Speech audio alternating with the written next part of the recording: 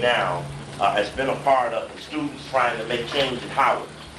And a flyer went out yesterday saying that we'll have a program here tomorrow, Wednesday night. And one of the ways that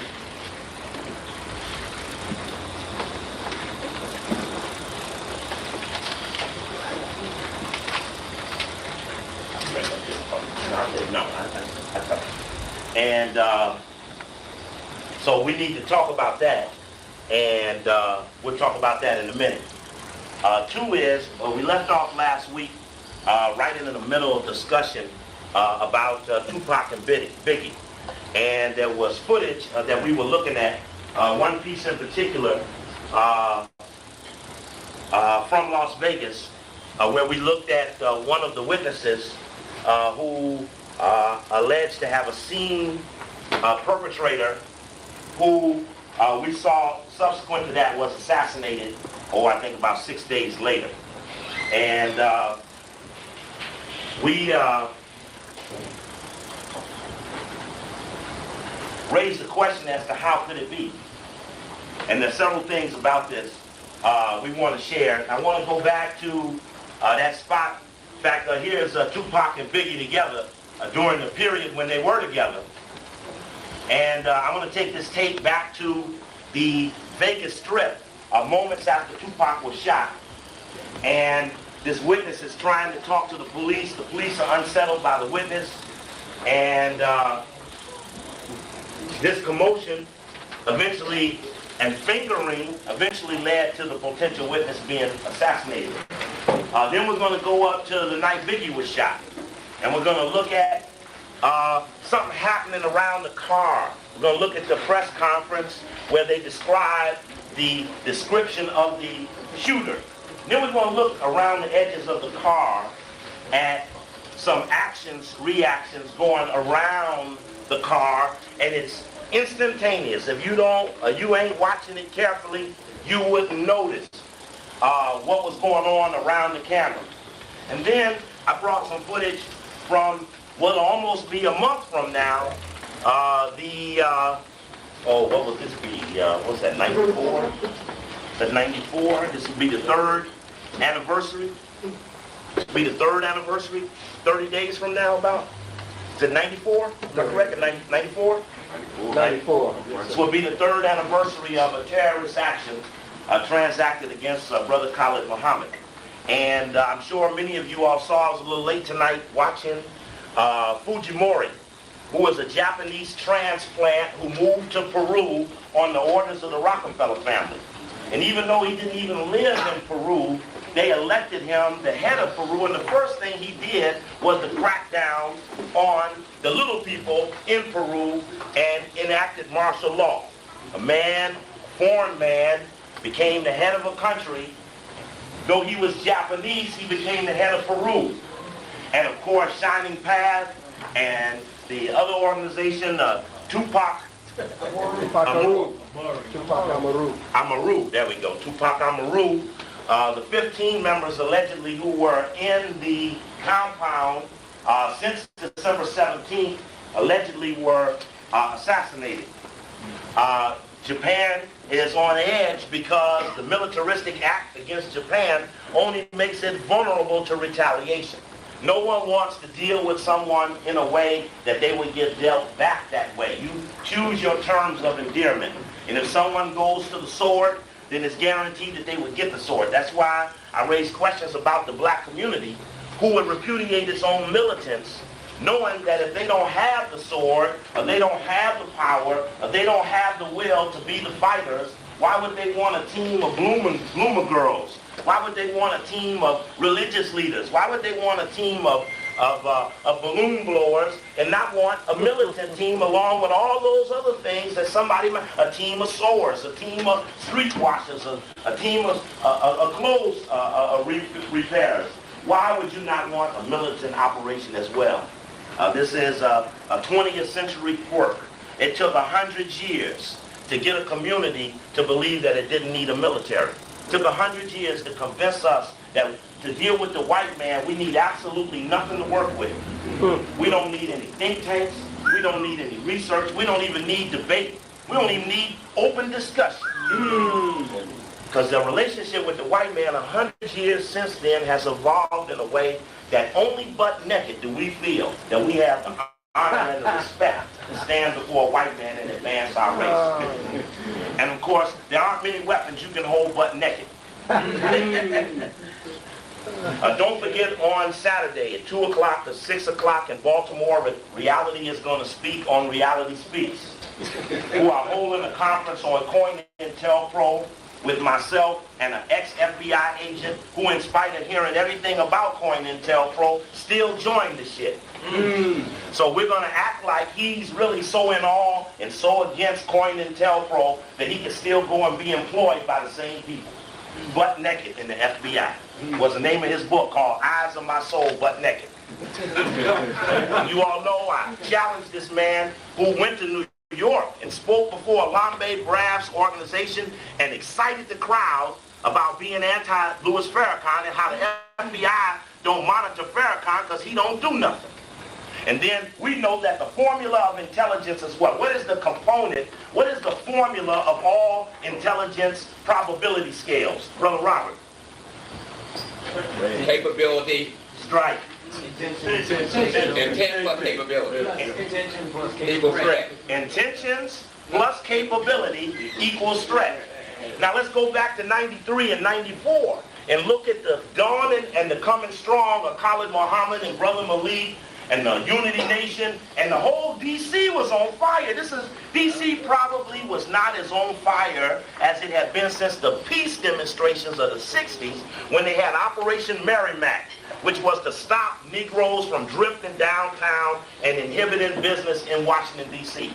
Operation Merrimack, it scored all over the town to sort out anything that went that way.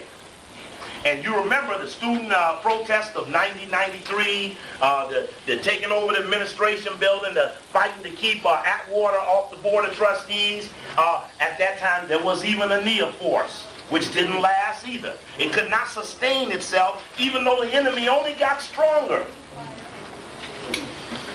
And then something happened in D.C., but intentions make change. Capability, people coming by the thousands, equal a greater threat. A greater threat. And this is now an uncontrollable threat. This is a threat that don't owe nobody secret out of no past assassinations. If you owe somebody out some old paperwork, it's not likely that you're going to be a high threat because only they know that you don't have the teeth that you borrowed from because you sold it away in a previous encounter. So intentions plus capability equal threat is a real deal. A loose-knit, freewheeling, take no hostages operation that respects no enemy. Check. See, we got a problem. We respect the enemy. That's right. That's right. Last night, even though they're being victimized like a dog, it wasn't 15 Howard students at a program for their benefit. That's right. Check. That's a scary thing. In fact, as Colin said, Malik said, and I agree, they were afraid to be there. That's right. That the cost was accessible, amenable. You couldn't have had a better relationships, opportunity right around the corner from the campus, the biggest, closest building we can get to. That's right.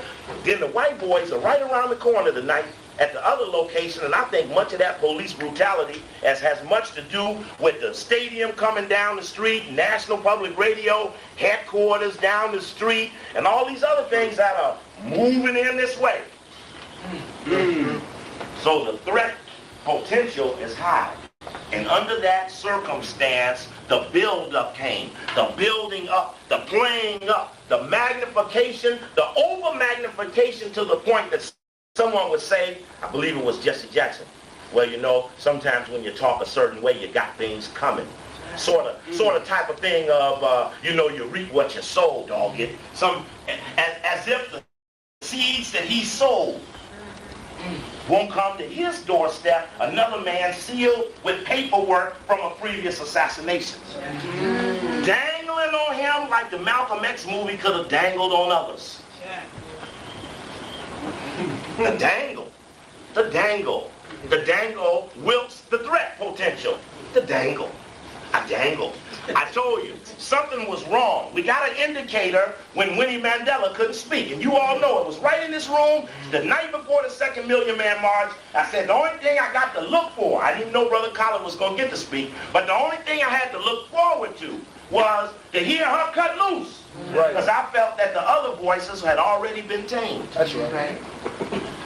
But then in front of 300,000 supporters, some mysterious instructions. See, we got this bad habit. We can take instructions from nowhere. Nowhere. Instruction. We got to leave the room. College, your lecture is over. People got up. Say, we got to go. It's 6 o'clock or something. We got to move outside. People start moving outside. So where this come from? I don't know. Somebody handed it to me. Who gave it to you? Somebody gave it to me. Get to passing it long enough, no one will question where it came from. Mysterious instructions saying she can't speak. I mean, what they gonna do? I thought that the greatest thing in the world would have been for Mandela to have to be seen as locking up his woman and letting the assassins of Steve Biko go with amnesty. We needed to see that. They needed to push it to that. But you know what? These ain't protesters. No, sir. See, if you're a protester, you push it. I appreciate Brother Malik say, I'm gonna go on the campus, I'm gonna push it. I'm gonna go to the Holocaust Museum, I'm gonna push it. Push it. And the pushing, people say, ooh, I like that. And they flooded the Crampton Auditorium. That's right. They saw something that's buried deep inside of them, but they eat shit every day when they don't think they ain't got enough supporters to go forward. So people eat shit. That's right. And so the operation that cuts the shit makes a threat to the opposition. So the build up. And it's happened in multiple situations. Even the East Coast, West Coast rivalry was a build-up. Right. This was a secondary plan for the Bloods versus the Crips thing that got smothered over by the young men who, I remember I was in L.A. when they all went to the park and they put the tanks up there. They tried to provoke them into fight. They had a picnic together. And I forget what the park was out there. Brother Colin, they all had a picnic, and the feds and Gates was still police chief then. They were incensed. They tried to propagate this thing into something to keep them from laying to rest disagreements. Then that brought us to the other question about what role does rap play in black liberation.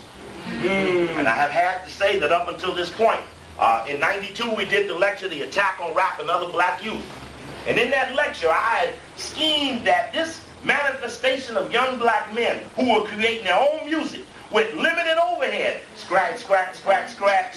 That's limited overhead. That's why I'm so hot on these athletes, because again, if you are Dennis Rodman or Michael Jordan, you don't need to build a factory. You don't need to pay workers. You ain't got unemployment insurance on your $1 million or $2 million that you're worth. These are men who ain't got nothing but gym shoes free, gym shorts, jock straps, t-shirts, limited overhead operation. Now you got 5, 10, 30 million with nothing to have to pay but your house note.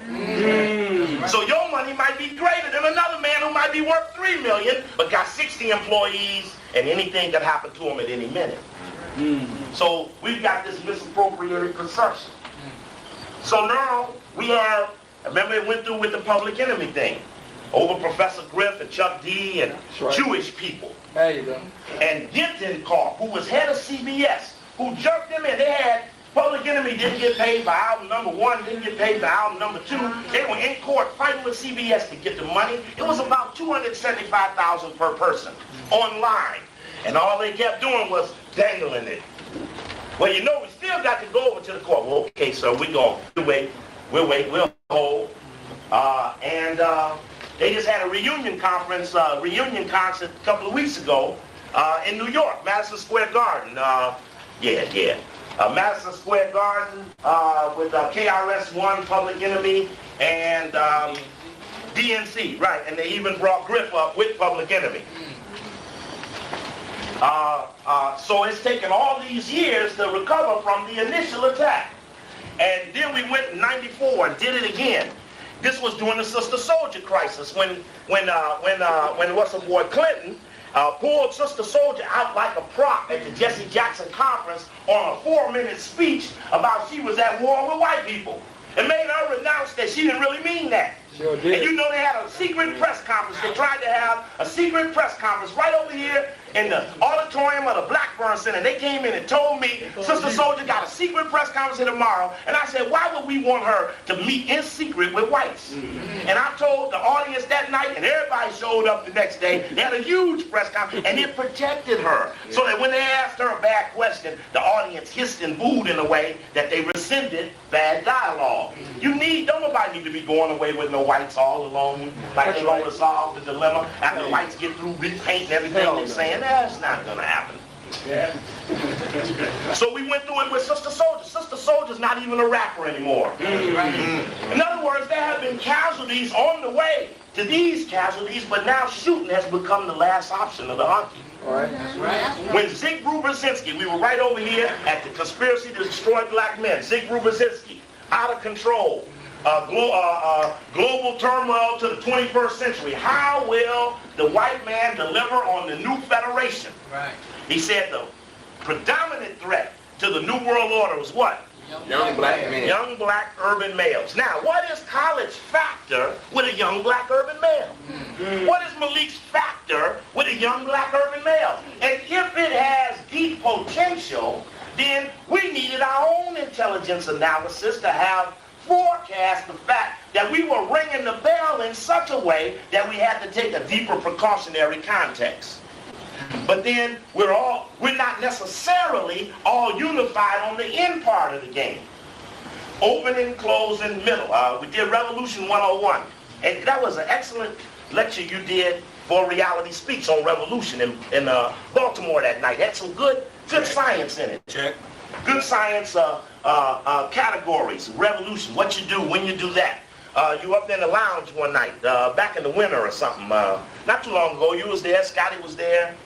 I forget the area, but it was an excellent discussion about the format and categories towards unfolding an organization towards a revolution.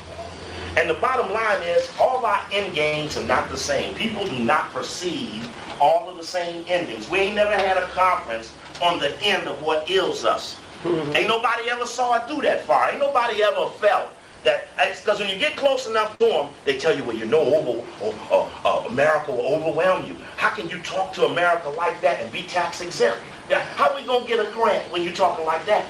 Because what was really on the line was grant money, not honor or morality. Check. We don't have any sacred moment for the abuser. They're supposed to get dirt, dog, knife, stab, kick, bottle rub. When do we start putting on gloves and dinging the bell after 3 minutes and sitting on a stool getting wiped off? That's right. When we start doing that? Right. Let me come back. I'm going to come back on my big conference next month and I'm going to get you. It's not that. That doesn't have an end game to it. See, why don't we have an end game? See, in the end game, I just tell you simply how I see it.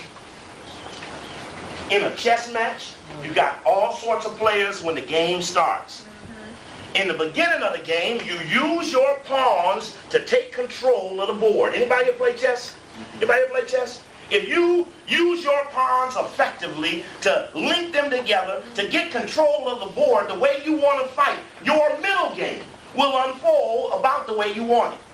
How would I want my middle game? I'd like to trade my rook, trade my Jesse Jackson for their Pat Buchanan. I like to trade my rooks. If I saw the opportunity to get them two off of the board, I'd take them out. Let them mutually cross each other out on crossfire one night and just push them on out the street. Say, sorry, we cross out. We're in the middle game. Mutual cross out. Mutual cross out. So in your middle game, you trade your bishop for a knight. You may even trade a rook for a bishop. An unequal trade, because what you want to do is you want to get rid of these bigger pieces now. Now you don't have a need for Jesse Jackson or the Ministerial Alliance. You don't have any need for the Association of Black Educators. You can trade them away. Trade them away for the white educators. Trade the black psychologist for the white psychologist. Trade the NBA for the ABA. These are lawyers now, not basketball. Trade them away. Trade the black doctors for the white doctors. Trade them away. Because ain't no revolutionary black doctor breaking down the tenets of white medicine. That's right. Ain't no revolutionary black lawyer breaking up the legal scheme-o. That's right. It ain't going on. So since the professions aren't busting up the professions, let's trade them off. Right. Let's just trade them away. Now we're getting late in the game. It starts to get a little foggy out. And only people connected together will have power. So he's a pawn on one row, and I'm a pawn on another row, and he's the pawn behind me. Now the three of us together, linked together, having traded off the bosses, is bad motherfuckers. Because eventually we will link ourselves together to the 8th row. And we'll recrown ourselves. Make ourselves whatever we want to, but only pawns linked together in the third side of the game can win in a thought-out endgame. Pawns linked together. So now, when you get and try to figure out how we going to deal with them and that, when we get to that, go trade them away. Wash them away. Trade them off. Give them back. Hostages, you can have them. Trade them away. So we can get to the pawns linked together. But I bet you, if you were to ask any of the professions, they will tell you that without society, they can't be professionals. Right. So they need all that we don't want just to be who they think they are. So we have to question them, the oath takers. That's how we got into the rotation of those who oath take to something that could be beyond themselves. And that we would feather these things out. It doesn't mean that they're all bad. It doesn't mean that they're not, you can't work with them. But it does mean that we have to question each other before we get to the moment when we don't have time to question each other. It's all right, you can agree or disagree with someone at any stage of the game. And to know them is the heighten of your relationship, is to know them well. Hey, you can count on me to do this, worst come to worst. Consistency. I can count on you to do that, worst come to worst. Consistency. We don't have to agree or disagree. We can just agree that we know each other well enough to be effective together. Shortstop, third base, leadoff man, cleanup hitter, all of them got different roles, and we just ain't really lugged everything out so that everybody could do just what it is that they do to make the whole thing come about. So we're going to go back. I want to go back to this little segment of, what's that thing with Robert Stack that we showed last week? Unsolved Mysteries, which I was intrigued even in hindsight that they would even have time to do a Tupac. That they would recreate the Tupac. Imagine some standing out there recreating the Tupac assassination. For what reason? Questions that we raised in the past. Did Gregory raise the first one? He said that Tupac had on a bulletproof vest that day. Of course, it's obvious when you see him in the shorter shirt that if he did, it would be an unusual form of vest that would have been able to have withstood his open armpit sleeves. The question of why were they not armed? Why would you have a bodyguard that only guarding with his body? Ain't but one team of people do that. So, somebody asked me last night, said, well, where are the bodyguards? I said, well, you want to start some shit?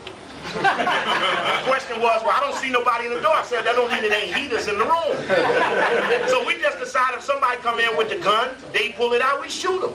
Now, who is the shooter? Look around. It could be any of them. So the person stepped back and said, yeah, you're right. Went on, sat down. All right. Went on, sat down. You know, so you have to be on security like that. You have what you have, you have what they think you have. That's right. And that's always your edge. You know, I wouldn't be surprised if them people they looking for went underground at that embassy. They talking about they all dead, they was waving the flag and doing march songs and say how they defeated the rebellion, but they might even went on, that might have been a deal to leave by the tunnels or something. They'll tell you the body's all burned up. We don't have no evidence of the 15 body. You don't never know what deals these whites cut to save face. They're in the face thing. They into the face. So to save your face, or face-saving mechanisms they use for people. You know, I mean, you come in here and diffuse my march, I'll play you up in the press. Face-saving mechanisms, mutual interaction between enemies. Now, let's see if we can pick up this part here. Find my watch around here somewhere. See what we got here. Okay. Let's push forward here. This is BET doing some activity. And BET could be really black, I don't even want to say entertainment. But could you imagine if they was all news for 4 hours? They had the Khalid Muhammad call-in national radio open line talk show. None of these people groom constituencies, therefore they're allowed to be on the media. I remember when Baba Malik called me up and said, man, I got a show on WPFW and I'm going to have you on as my first guest. Then he called me back and said, I'm going to have Mark Thompson or somebody. I said, Baba, you won't last another week. Next week he called me and said, Baba, I'm off. I ain't got no more show. I never got to be on. It took away my first show, right? No, I'm on 4 weeks. For 4 weeks, okay. You mean I missed Askia Muhammad. I remember him back in the rebuilding of the nation, showing up in Chicago, being that early editor of the Final Call. Right, on the rehab. Oh, now this was something we wanted to see. We looked at this last week. This is Tupac and Snoop Doggy Dogg and Bakewell and others out in front, Hammer out in front of LA speaking against Proposition.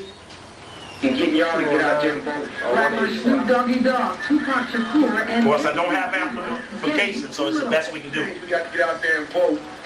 We got to make sure that they don't fool with all that calling things a civil rights initiative, and we know it's nothing but the 52 page out. 209, we against 209. They're voicing opposition over the latest proposed constitutional amendment in California. Proposition 209 will turn back all of the gains that African American people and other people of color have made over the past 25 years. By name, it appears to be a cause most African Americans would support. But take a closer look at California's civil rights initiative known as Prop 209, and you'd be surprised how this proposition could affect your life. The California Civil Rights Initiative is going to end affirmative action in California. That's what it will do. It is deceptively called a civil rights initiative. But just because you call something a civil rights initiative doesn't mean it's about civil rights. Opponents of the initiative say it's the strongest effort yet to outlaw preferences based on gender and race. It would affect all public schools, universities, government, and those lucrative government contracts. If this proposition passes, all outreach targeted at African Americans and women and Latinos and Asian Americans Overwhelmingly, that poll in the record label's hottest selling artists have agreed to stage a concert with proceeds going to fight the initiative. Imagine if the proceeds went to the Khalid Muhammad Freedom Fighters Institution. Dog Pound got 3 million, and we keep going. That means we represent that many votes. If we can represent that many votes, we gotta let these politicians be scared of us. But supporters of Prop 209 say they're ready for battle too. Continues tonight, and joining us with an up-to-the-minute report is Sergeant Greg McCurdy of the Las Vegas Police Department. This is interesting dialogue about the witnesses. What is the latest? Are there indeed no suspects? Because I can challenge this statement he makes. Right now, we're at a junction of this investigation where we're even offering a reward for people to come forward. We've taken $1,000 from our secret witness fund and offered a reward for any information that could lead to the apprehension of suspects involved in the shooting. This is an unfortunate incident in our city. We would like help. We've been trying to talk to people, and we've been talking also to authorities from Los Angeles Police Department, Los Angeles County Sheriff's Department, and also the Compton Police Department. So right now, we're at a junction of this investigation. We need someone to come forward, give us a vehicle description, license plate number or something. Sergeant McCurdy, it's very common, unfortunately, in many inner cities like Washington, D.C., Chicago, Los Angeles, for drive-by shootings. Is this an unusual occurrence in the city of Las Vegas? Well, we're like any urban city anymore. We have our share of drive-by shootings, and this one was particularly interesting because it happened so closely to the Las Vegas Strip on a very busy night. This is a bold act, very brazen act that took place in our city, something that we're not proud of, and it's just amazing to me and to our homicide investigators that no one's come forward with any specific information on the suspect vehicle or the... Let's stop right there. How many people did he say came for? None. How many? None. No one. He said no one came for. Do no one mean two people? No, zero. No one mean nobody, right?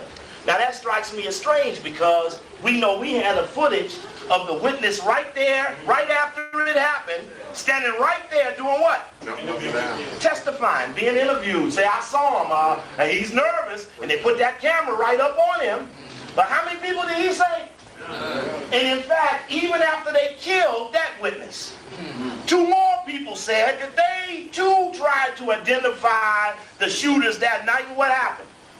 They didn't call him back. They didn't call them back. They didn't want to show them nobody. Didn't show them no faces. Didn't want to put them in no lineup. Didn't want to do anything that would allow them to tell. So the question becomes, on that level, is there police cooperation? Because how many people he said it was? None. Now, somebody else said, hey, I did try to tell and I told him, what then happens to the perpetrator? But because there's no computation in relationships, there's no response to the perpetrator. Now he's out in the front. I remember when Colin got shot. I remember the little idiot AP reporter who kept saying, hey, it was a 45. Everyone knows. Everyone knows. I saw it in his hand. And what was it? Wasn't 9mm. a 9mm. But he was the first person on television telling everyone he saw it for sure. In fact, it might even been a scapegoat put up there to misidentify stuff, to start putting doubt in it. Well, either way, I think the signal was either way you sent them, its fate is sealed. So at that point, they just stayed in the stall for a while, because since they didn't feel they'd get no relief from either fate. And that's an option that Brother Colin effectively took away. Said, let him come on back out. Let us have him for a while.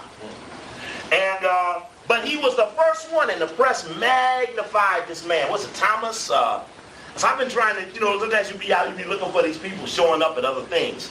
I forget that man's name, but I have him on film. But I just was intrigued by the fact that these opening people who had these definitive statements, when in fact they may not be correct. How are you dealing with what appears to be a code of silence among those who do know something? Code of silence is a mafia We're connection. going outside of the immediate circle of the people who may know things by their involvement in that caravan of cars. We're trying to work with other officials to develop information that would cause Mr. Shakur to have been a target, or even Mr. Knight has been a target in this particular shooting that took place. Now they want to study motive, but they don't want witnesses. What developments came out of that? Like, let me get in your business. Let me see your pockets. What you got in your pockets? There was nothing. He gave us nothing that would really help us in this investigation, and it took him several days to come forward. So we're hoping that maybe he'll have a change of heart, maybe he'll recall something, but you have to recall that he was also being shot at. And so in his position, it may be difficult. It's quite startling when you're receiving gunfire such as that. So did he just refuse to answer your question? No, he talked, he cooperated, just was not able to give any information that would lead right now to the apprehension of the suspect. Okay, thank you very much, Sergeant, for joining us. You bet. What's his name, Sergeant what? Huh? Sergeant Purdy? This is a little BET CIA drug thing. And Joe Madison, either one fought for Chase Chavis out there in NAACP, switch him around. He's a revolutionary on the CIA.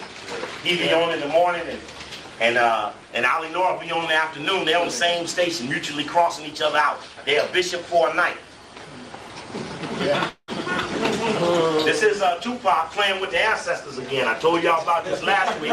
Walking around with Red Fox and Danny Hathaway back there and Jimi Hendrix and them over here. Can't be doing that, playing with them ancestors and stuff. Tupac created this album cover. Now, This is Suge's dialogue about how he wanted Tupac to be remembered.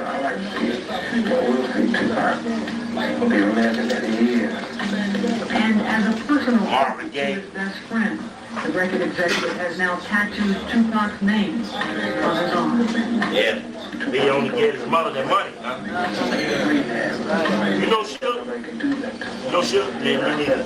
Chucky tried to hook me up with him once. Can't nobody arrest him. Can't nobody try to put him down. See, I don't like this either. Five shots at him. Can't nobody arrest him. Hey, don't. I'm gonna leave to get him ready for me. I'm coming through we're all gonna die. So Suge said he was in heaven. Huh? But Suge said he was in heaven. Yeah, and I didn't like that because Suge kind of gave it like, you can't hurt Tupac now, he's free. We gotta quit getting manhood out of the Marines, freedom out of death. Well, we gotta quit choosing these oddball options, you know. Somebody said, well, you know, Coakley's free now, he's dead. All that, having to do a lecture every week, carrying them boxes around, being raggedy and stuff. All niggas commit suicide. Right. The whole black nation. Right, you'd be Tomstown or something.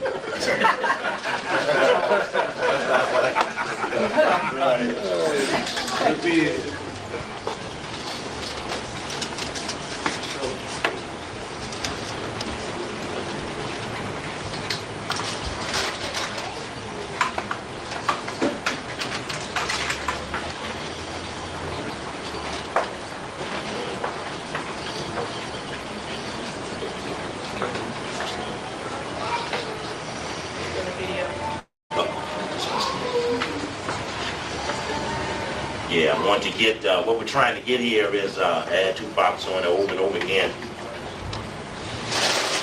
His comment is that he had just had the tribute in New York. They had a tribute to New York for Tupac. And he's talking about that event with Travis the Punk. Now I got this guy that night over there at the church, I can't stand him. And his dialogue against you about how he'd never sit on the podium with someone who would be an advocate of not voting was an insult. Because if they voted him on BET, is that what we getting out of it? We voting him in? I mean, what are we getting out of this? If this is what we got? 1 hour talk with Travis the Town. That night got me going, y'all. I had to tell y'all, I was talking to the TV. I missed the show, but I got somebody brought a tape to me, and I was talking to the TV. I was so mad. And that Alvin Toussaint with God.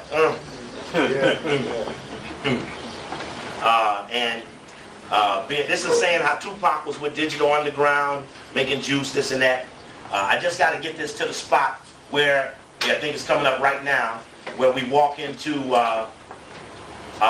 the unsolved mystery reenactment of his assassination attempt. Tupac made an interesting thing, there we go, make an interesting thing in it. That situation with me is like, what comes around goes around. Karma, I believe in karma, I believe in all of that. I'm not worried about it. Well, again, these are not options that we start choosing in our dialogues. It's something we got to deal with on another level. Come on. Of course, it was that record that sent Dr. Dre to his own record company because he felt his song got stolen and given to Tupac. What song is that? California Love. Because he really, Dre is even more in the song. Tupac had just come out of jail. Let's go. Now Suge got him out of jail. Suge, yeah, that's the Suge contract, which is a handwritten contract through that attorney boy, Kenner, who really needs to be questioned. He really needs to be kidnapped and then questioned. Kenner, he's the allegedly the power of attorney, who now Suge alleges misappropriated millions of dollars.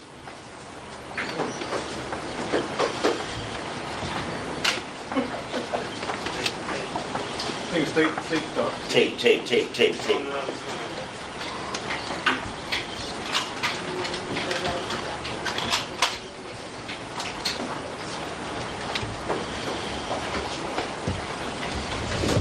This is another interview of his.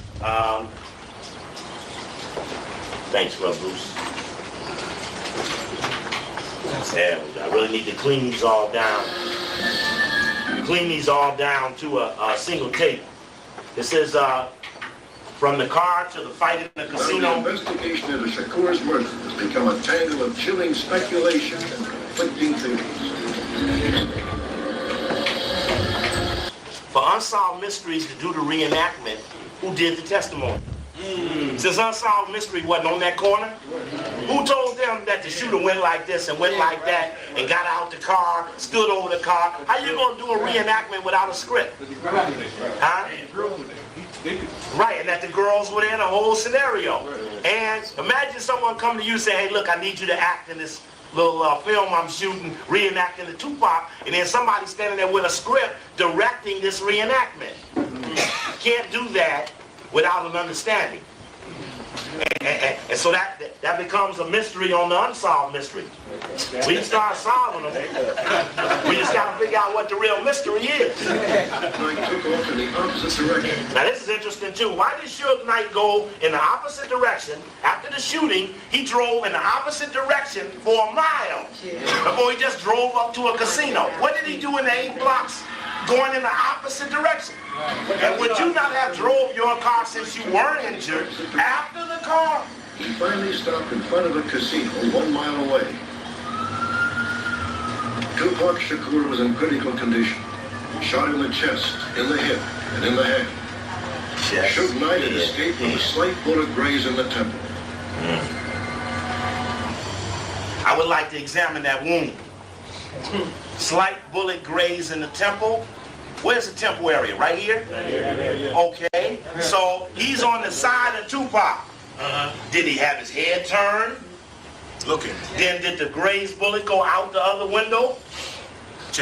Was his head turned this way? Was it a graze going that way? Magic bullet. Yeah, the magic bullet theory. Because he's just driving. His head's got to be slanted in one direction to get a graze in the temple. He was looking out the passenger window and could have came straight at him.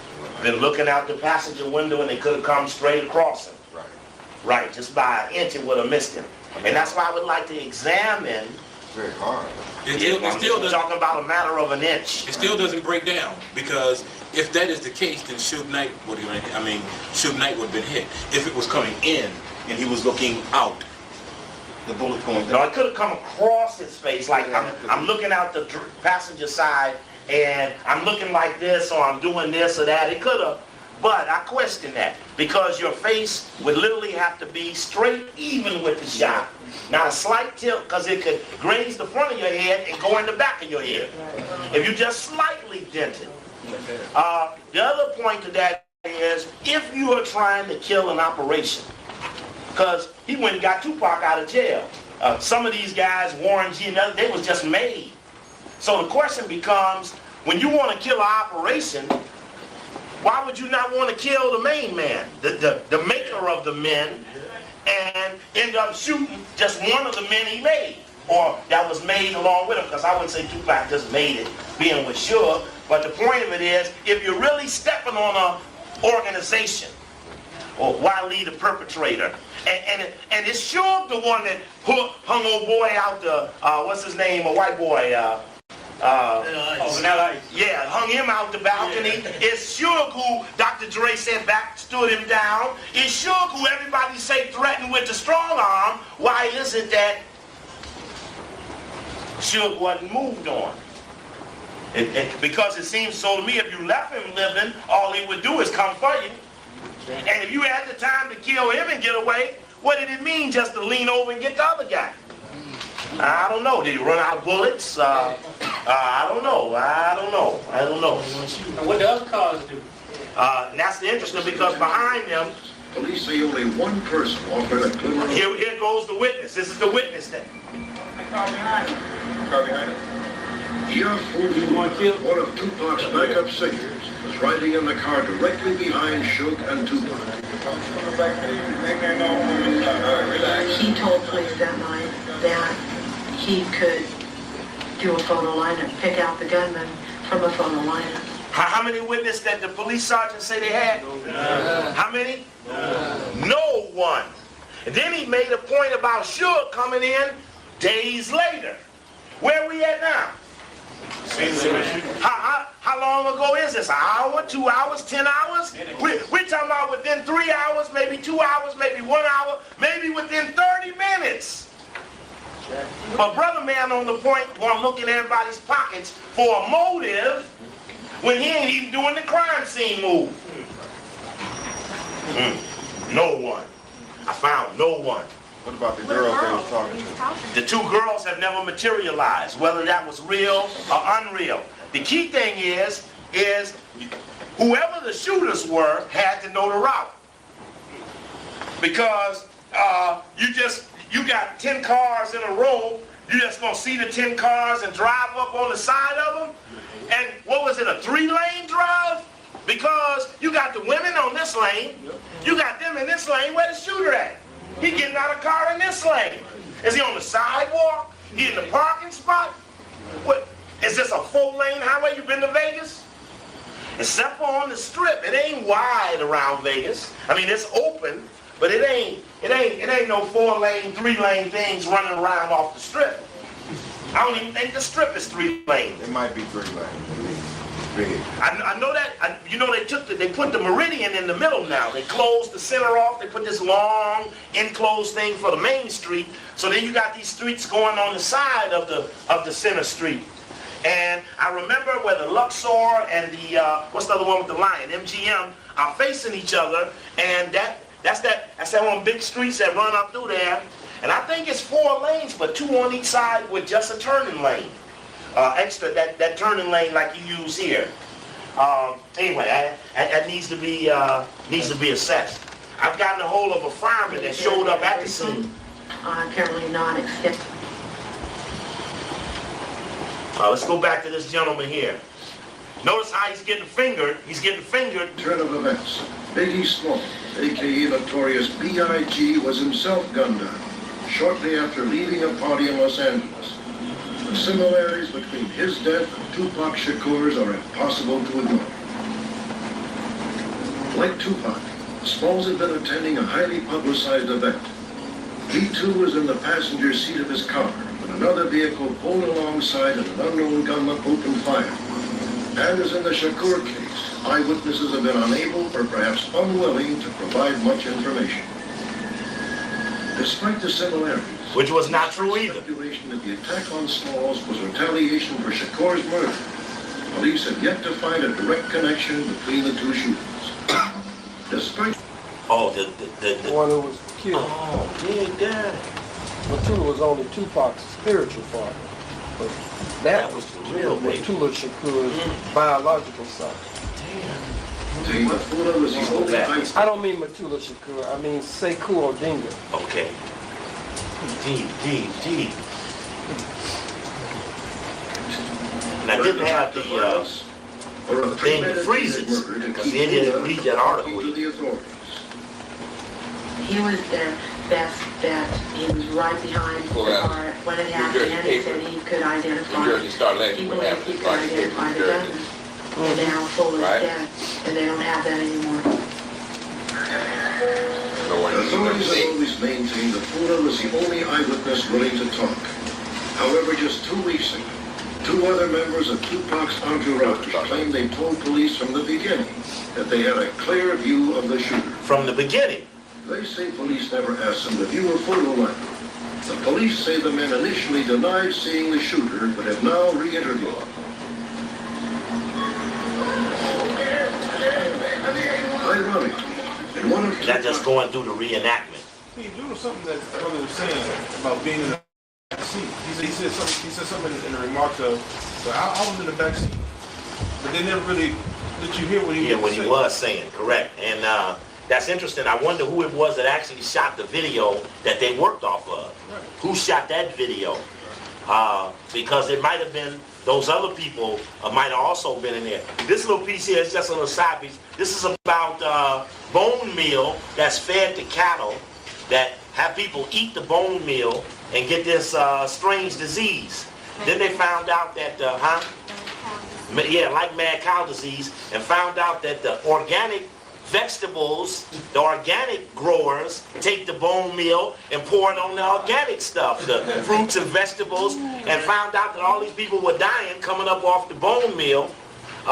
They went all to Africa with the thing. It was eating animals, and they said this or that, but that's a whole nother story. We're moving this to the part where we left off, went to the Biggie side of this, and in the Biggie side of this,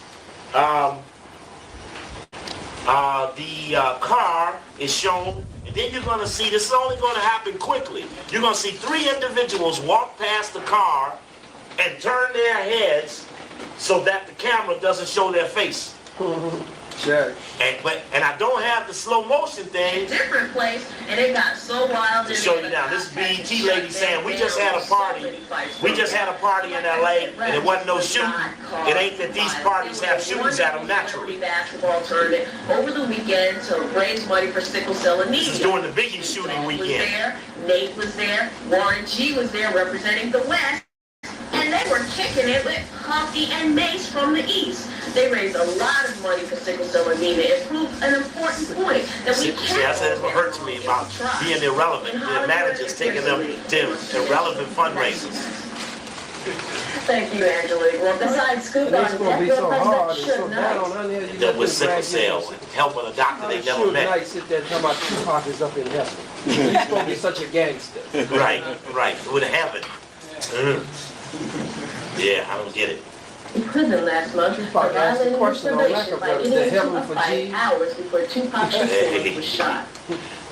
Well, the weekend will be here before you know it. So what better way to enjoy it than to take it? Yeah. And to me.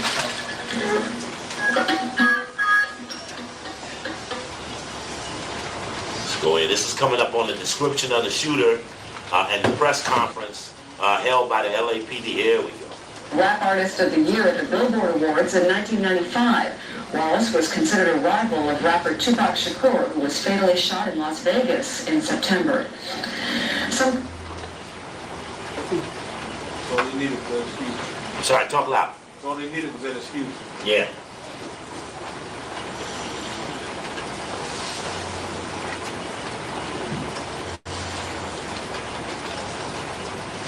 But as Chief Investigative Correspondent Brian Ross reports, police suspect... The devil's got all the stories. The devil's got the story. But why did the devil go get the story when it treats me? The language now disturbing.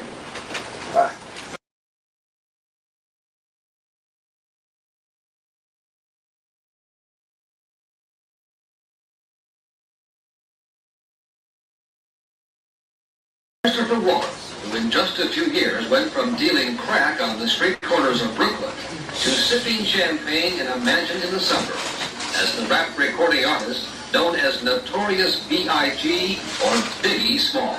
Don't need to open my account with Andrew Jackson. The music king of rock on the East Coast. Early this morning at You had to see his body come off the plane. Biggie Small was returned to New York from Los Angeles, where he had been shot and killed Now watch over the this. weekend in the latest round of violence that has plagued and sadly come to symbolize a style of music that has captivated millions of Americans, black and white. It's a sad world where you can't even go to the other coast and go out and enjoy a party like everyone else because you think somebody's going to kill you. Peter Thomas, a rap music... Why are all the shootings in cars? Tupac, minutes before he was killed. Enos Cosby around his car, Jordan's daddy around his car, a Biggie in his car. But the car seems to be the least defensible position. Which is why I mentioned last night, Suge and them going to the armored cars. They start throwing grenades and shit.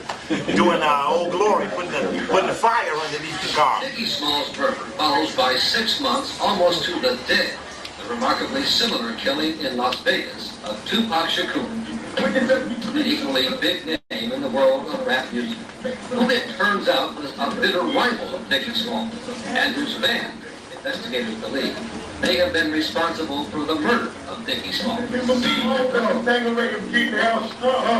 There was a time when Tupac and Biggie Smalls were close friends, rapping together, staying in each other's apartments. But with fame and money came jealousy, as Tupac first accused Biggie of stealing his lyrics, and then went out and stole Biggie's wife, for these claims to make an incredibly obscene song.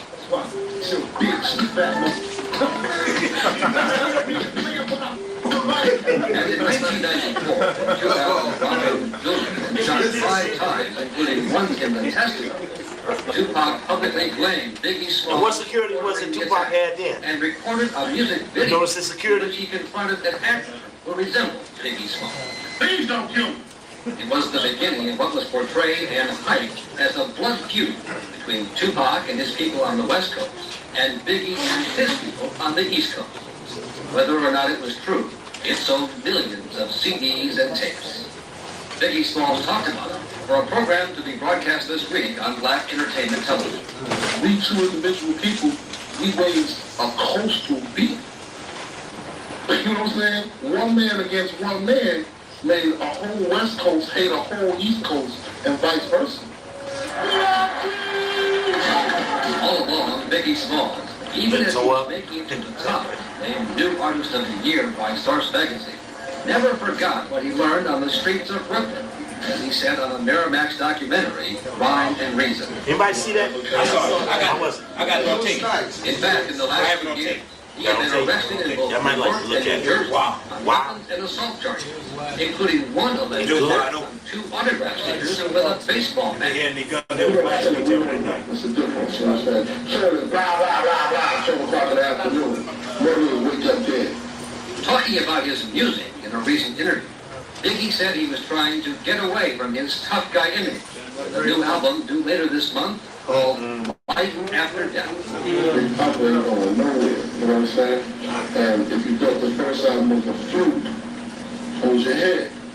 Because this next one, man, it's all like you never thought.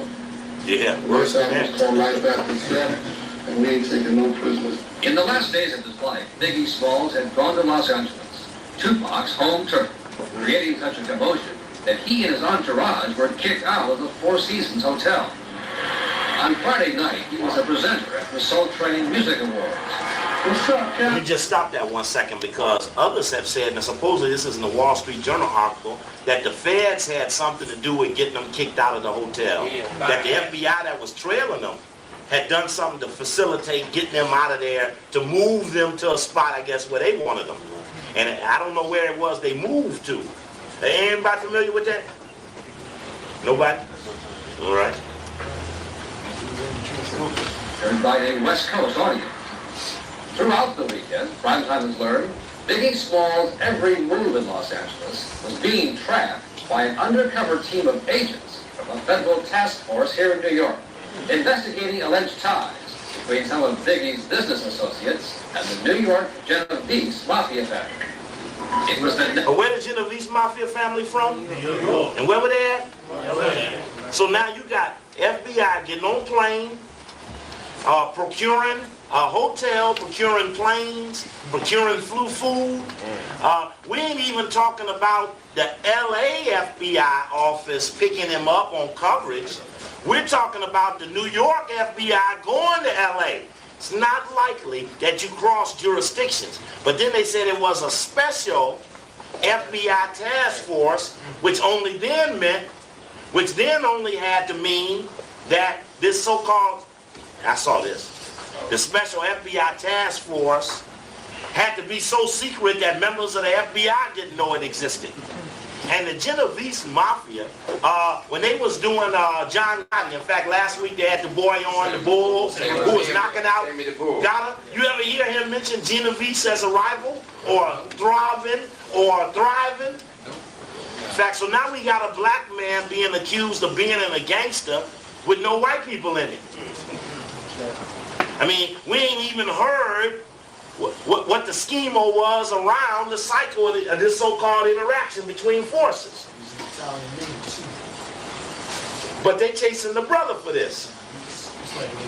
And just like when Sam Giancana got killed, CIA was watching him going before the hearing.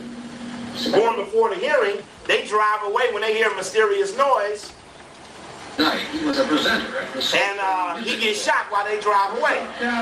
cheered and jeered by a West Coast audience. Throughout the weekend, Primetime has learned, Biggie Smalls' every move in Los Angeles was being tracked by an undercover team of agents from a federal task force here in New York, investigating alleged ties between some of Biggie's How did they miss the New hit? York Genovese. They drove away. It was the next night he was shot after attending a crowded music industry party, just moments after the undercover surveillance team had pulled off Biggie to follow one of his associates. Now hold it. Now how did the party end? The fire marshal comes in and says it's too crowded. Everybody thought things were going very smoothly. Biggie and them are over in the corner at a table. Biggie got a broken leg. They wait till everybody leaves the place. Biggie comes out last. They gonna drive away because they say they saw his associate drive away. Yeah. Well, no, Puffy was with him. Puffy is, we got Puffy on the interview later describing that moment. He was in the car behind Biggie. He said when the shooting came down, he runs up to the car, opens the car door up, tries to talk to Biggie, but he don't talk. So I can't get him to talk to me. I heard he left him a few minutes before it happened. Well, he comes up on the interview and gives his own statement, and that you know, it's important, never take for granted that they didn't say two things. They could have very well said two things. The lady couldn't identify the Cosby man, but when she found out there was another witness, she could. Then she does the description of the witness. Then when she sees him in the lineup, she don't know him. So he can go anywhere. People ducking. I hear a couple of shots. In seconds, Biggie Oh, there we go. Watch this. Watch this now. Watch him turn away. It's quick now. It's quick. It's quick. They're going past the car, but they don't want to be seen. I'm sorry. and the New York Genovese Mafia family. It was the next night we Watch it slowly, quick. a crowded music industry I can't slow it down. just moments after undercover surveillance team had pulled off Biggie to follow Here they one come. of his associates. I see girls screaming, people ducking. I hear a couple of shots. In seconds, What are they doing? What are they trying to get away from? What did they look like? Well-executed hit. What did they look like? Did it look like Nation Islam? Or we say people in suits? Biggie Smalls became Oh, now let's go back. Let's go back. Unfortunately, I can't slow it down. But the question becomes, what are they ducking for? They're all registered. I hear a couple of shots. in seconds. One. Look at him bend. Look at him bend the phone. What they ducking for is quick now. People ducking. I hear a couple of shots. In seconds. Look at him. Look at him. Look at him. Like Tupac in the passenger seat, according to the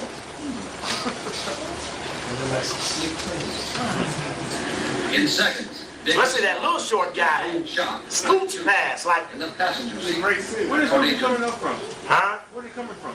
I don't know. It's now this is just shooting the car. This is just the camera. Not too long after we're shooting the car, and they gonna walk past the camera. After undercover surveillance team had pulled off Biggie to follow one of his associates. I see girls screaming, people ducking. I hear a couple of shots.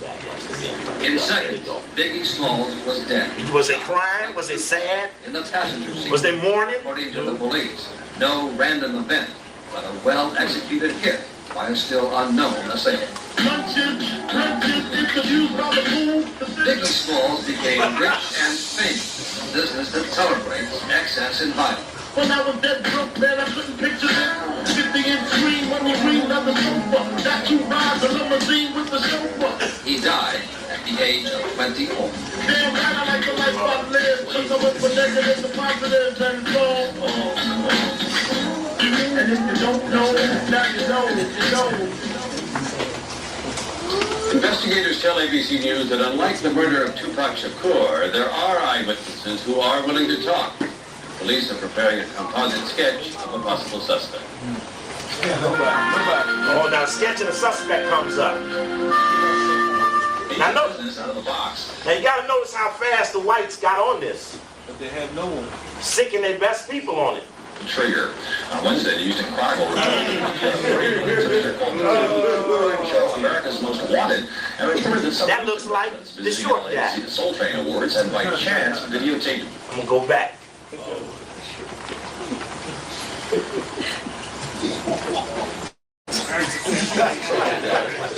I can't freeze it. I can't freeze it, so it's unfortunate. Just Was that supposed to be a bow tie event that they went to? it was a party. Depending on how the weather was in Los Angeles, how leisure clothes that they wear. Because people in LA don't like to admit it's cold, so it can be 50 and they be t-shirt. In seconds, What you asked me to do? Biggie Smalls was dead, shot like Tupac in the passenger seat.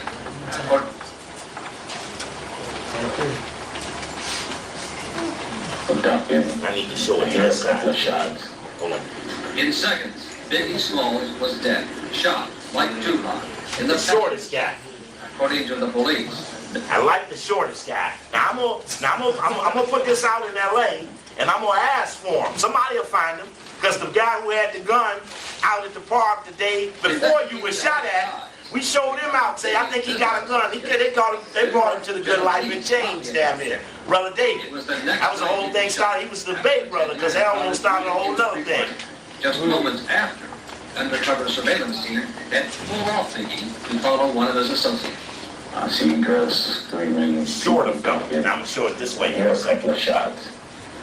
In seconds, There you go, that little one. was dead The little one with the thicker neck. in the passenger seat. According to the police, Moving real fast.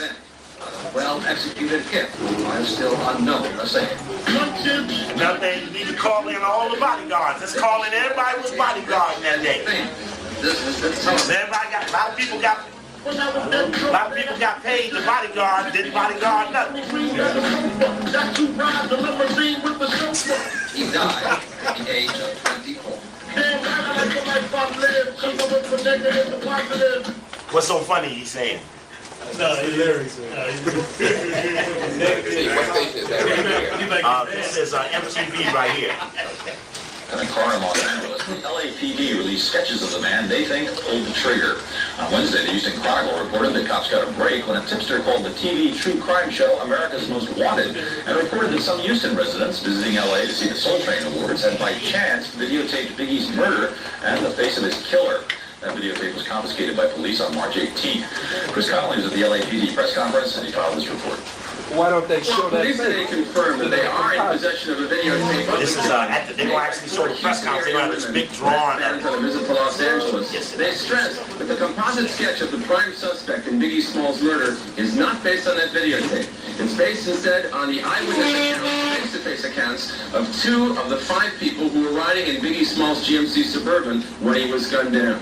Police believe that this man was the driver and sole occupant of the dark car which pulled up next to Biggie Smalls' car and opened fire upon him. And they're asking for the public's help in determining who and where this man might be. A suspect, and the suspect who was described as a young male, African-American, in his early 20s. We believe the vehicle he was driving was a late model, dark car. That has not changed. And is still described as a drive-by shooting with one suspect in the vehicle, and that was the driver of the vehicle who did the shooting. Firing numerous shots into the Suburban containing Notorious B.I.G. or Biggie Smalls. We believe he may be part of more than one individual involved in this shooting, although there was only one shooter in the vehicle. I can tell you that we are going to make an arrest, and I cannot tell you when we're going to make that arrest. We have to, there's a lot left to be done yet. The devil is saying that you got somebody to Police arrest. are also said they've interviewed more than Somebody what? This is a look at 35 We separate are pieces of going to videotape make that an have been arrest. solved. I just can't tell you Anyone when. might know the identity or whereabouts of this man to call their 24-hour toll-free number, 1-888-800-LAPD. That's 1-888-800-LAPD. That's it from me. Let's go back to the studio. Thanks, Chris. Right on schedule. Meanwhile, Biggie's new and now posthumous album, Life After Death.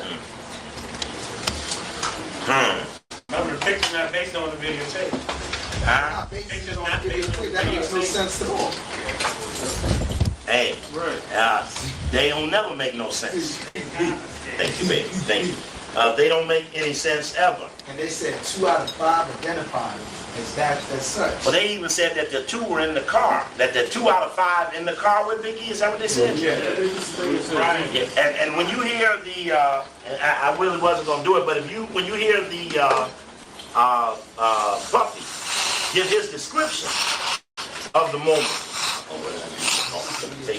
When you hear his description of the moment, the way he talked, the impression I got was that no one was in the car with Biggie. album Life After Death arrives in stores on Tuesday. The people said those two people with him. This man Little C's and the bodyguard driving the car. And Biggie was in the passenger side. So there was only 3 people in the car. Yes. Oh yeah, this is first part is talking about did you hire Bloods and Crips? Gangs to do security for you. We had never. Yeah, good interview, really. It was an interesting interview. Gangs for security. You can see the rest of that interview with Puffy Combs on Sunday night at 10:30 on MTV. Okay, let's turn to Sunday night at 10:30. These are you who put this together so that I can look at it. Man, this East Coast, West Coast rivalry. So he wanted to go out there and make sure that the fans heard him say it. So he was doing radio interviews and press interviews. And also he was doing rehearsal for spring break and shooting his video. And that's all he was doing. He decided on some Soul Train Music Awards being presented there with myself. And we decided to go out to the party because we felt it was a private party. It wasn't like we were trying to be out and being seen all over the place. We were trying to go out and go there because it was a private party. So the night of the party, we went there. We basically sat at the table all night. And a lot of people were coming and giving us positive greetings. And everybody at the party was just having a good time and dancing. And we were sitting there just talking all night and just listening to everybody else's music and listening to our own records and feeling a sense of proudness hearing a record and just seeing all the people dance to your music. And that's why we got into this. And so as time passed, all you got 2000 and the fire marshals had shut the party down. They finally busted Armstrong Williams in the pants. You don't want to believe it. We got out, so we stood outside for like 5 minutes. And we just talked just about regular No. You said it, not me. We just talked about 2 guys. What you mean, saying? About the party. We got into the car. Time to leave. And my car was in front. Biggie was in the middle. And then another security vehicle was behind, which had the off-duty officers. Off-duty officers? Police? We left out of the driveway. Did they have walkie-talkies? We made a right. And as we made the right, we were just driving and the vehicles were all behind each other. And I was looking straight ahead, basically, and I just heard shots ring out. And when the shots rang out, I had immediately the human reaction. I had just ducked down. And everybody in the car ducked down. And then our car was still, had like sped off. And then I heard somebody say Biggie's car had got shot at. And so, like, while my car was moving, I had just opened the door, and the driver, he stopped, and I had jumped out, and I had ran to the car, and I had immediately did that because I knew the blade was broke, so I know there's no way he could have made it out of the car. And then when I went there to the car, I opened up the door, and he was hunched over, and I was trying to talk to him and trying to move him over, and I was trying to tell somebody to call 911, but I was like, by the time they get, I didn't know what was going on. He wasn't talking back to me, so I just told one of the drivers of security to just jump in the car, just take me to the nearest hospital, please. Where was the driver? We rushed into the hospital. And there were other cars that were with us and other people that were just following us. And as we got there, everybody helped out of the car. Oh, I didn't get that. If he had a driver, huh? Did you get the impression that Biggie's in the car by himself or with other people? That's the impression I got. And then I heard somebody say Biggie's car had got shot at. And so, like, you didn't hear someone say it. You didn't see him. He didn't see him. He right behind him. Looking straight ahead. Right, looking straight ahead. Like I'm looking so straight ahead, I didn't see 3 inches to either side. Out of the driveway of the parking lot, we made a right.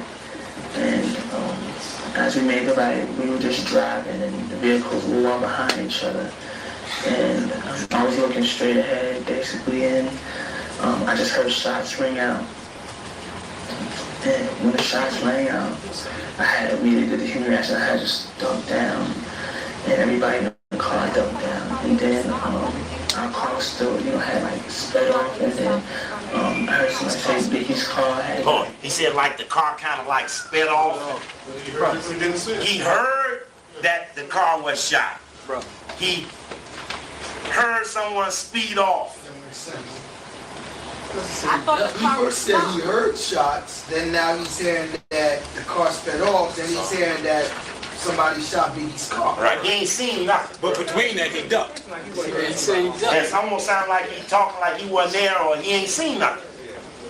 He was looking straight ahead, like I was looking so straight ahead I didn't see nothing. Then they said that he was driving, but there have been people that said they were listening to music and that car was stopped. He said we were driving and I heard, but there are people that said that they were there, that they were outside. You know how you listen to your music. Everybody was just out listening to their music, standing in the car. Nobody was driving because the car was like open. You know, so he said that we drive. Just like Tupac was driving, but they were saying people would just listen to his music outside of the party, and then bam, bam, bam.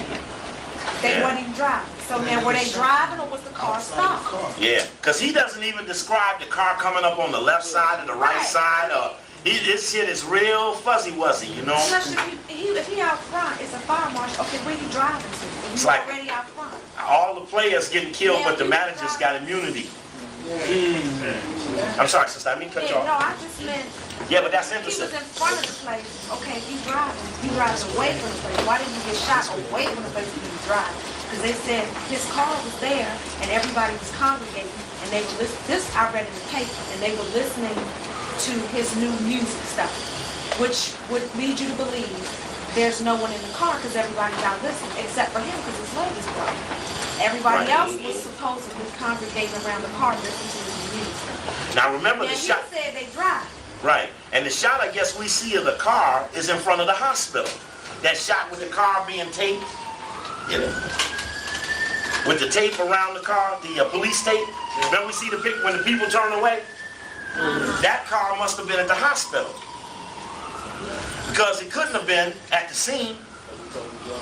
Yeah, so somebody drive the car to the hospital. That's his comment now. So we had somebody drive the car. I said, let's get some driver. So, like, when my car was moving, I had just opened the door, and the driver, he stopped, and I had jumped out, and I had ran to the car, and I had immediately did that because I knew his leg was broken, so I know there's no way he could make it out of the car. And then when I went there to the car, I opened up the door, and he was hunched over, and I was trying to talk to him and trying to bring him over. I was trying to somebody call 911, but I just told, like by the time they get, I didn't know what was going on. He wasn't talking back to me, so I just told one of the drivers of security to just jump in the car, just take me to the nearest hospital, please. And we were rushing to the hospital. And there were other cars that were with us and other people that were just following us. And as we got there, everybody helped him out of the car, and I was just, as we were driving, I was talking to him, but I wasn't hearing anything. He wasn't saying anything. And I was just getting scared, you know, because I was just like, I didn't know, like, I was like, why isn't he talking to me? I was just getting scared, but I just started praying over him and praying, just trying to tell him just to stay in there. And then when we got to the hospital, everybody had jumped out the car and helped him pick him up and got him on the stretcher. And the surgeons, they had we rushed him back into the emergency room. And then everybody there just dropped to their knees and started praying because it just didn't look good, it didn't feel good. And that's what happened. And then they came and told us, you know, that he had passed, and it was just unbelievable. Look at that, that beast there again. What's that? That wasn't never said. Had a car accident? Okay. Somebody else, you said something? Somebody else said something? No. I was saying, I didn't hear anything about anybody saying a response to what the killer was doing. Right, they drove in that direction, or we followed them. They drove off, they ran off, they walked off. Now remember, the intelligence model is intentions plus capability equal threat. Coakley want to free South Africa. Coakley ain't got no plane ticket. Threat 0. So now somebody's lining up these guys, and they're deciding that they're going to shoot them. So now they got to. Anytime you're a shooter and you go on an assignment, Your thing is you have to assess what options are available to who you're going to shoot you back or to maim or to harm you. And so in a context like that, all these estimates had to be made. And I'm sure the FBI was as good as making it. And was there a relationship between the FBI that was watching them and the police who were bodyguarding them? And who did the FBI drive off to follow? If it wasn't Biggie and it wasn't Puffy, who is this other person that was so important that they drove off after him? Unsolved mystery. But what about when you travel and you come from one location and you go to another location that another unit, local unit, pick you up? No question. That's why I did not understand why it would be a New York group of FBI. And did they follow Biggie to every city? If Biggie wasn't performing, it wasn't Biggie's set. He was just there. So what were they observing at a third-party relationship? He wasn't involved in it in any sort of way. Right, and of course we know Tupac was supposedly going with Quincy Jones's daughter. This is Quincy Jones's party for his magazine. So it's intriguing that was that level of overlay. And if it was, what is the relationship between the Genovese Mafia and rap? Well, the reality is gangsters been in music. Right. Jukeboxes, payola, playing it on the radio. How you get played? You think somebody say, ooh, that's a nice cut, let me put it on. Somebody brings you the album. My mother used to work for the vice president of Warner Music in the Midwest region. He used to take albums, right, and put the money down the albums. This is when they was using plastic. And he would deliver the albums to the record company with the money down the sleeve of the album. Yeah. 2 tickets to Jamaica, weekend limo service, or any perk that a DJ or a program director could sustain would be provided by the record companies. Hitman. Remember, Hitman, right? The book Hitman that Bruce brought up about the whole relationship of music and reality. That deserves a whole another level of interaction. Yes, brother. Remember the threat of rap was people like Ice Cube was coming in at #1 with no radio play. Well, remember Ice-T, who had a cop killer record, and the point was if you back down off this, he said, I fear for the safety of the Time Warner executives, therefore I pulled the record. He feared for the safety of the honkies, who he said were getting threatened over producing his record after they had already produced it.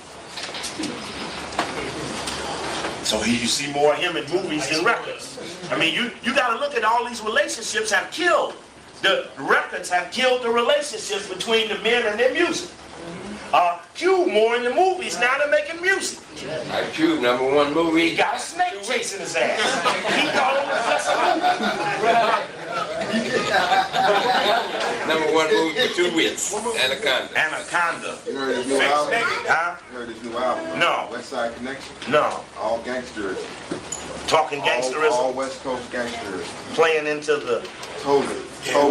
And then at the picture from Farrakhan's house, he's hugging some brother he had some rivalry with. Yeah, Chicago. They're all at the minister's house signing a peace agreement.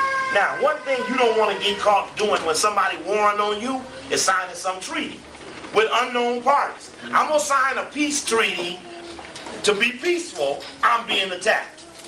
And you being attacked by unknown sources.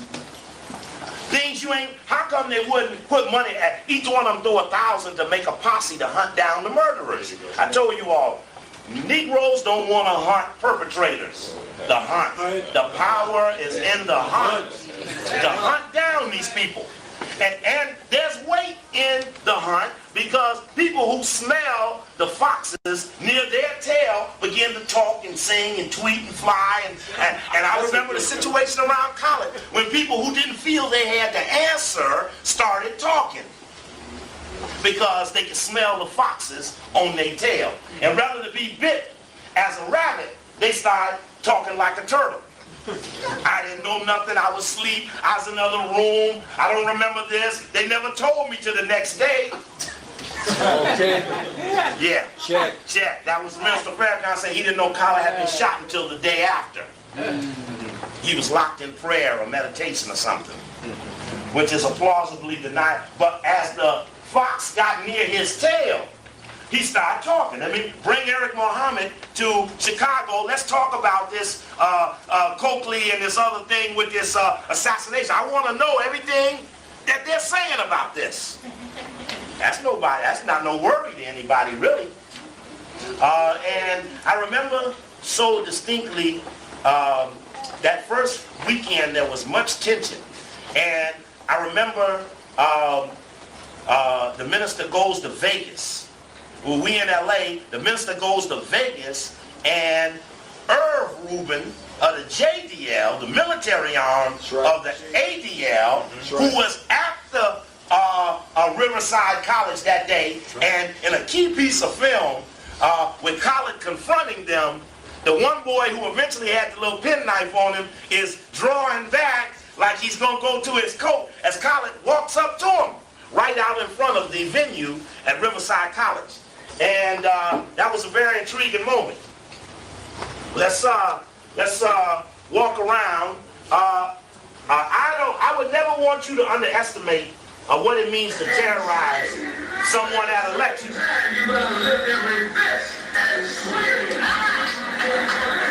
This was a very powerful moment. I can't freeze these things. This is a very powerful moment. Anytime you walk up on an attack, it isn't the moment of the attack.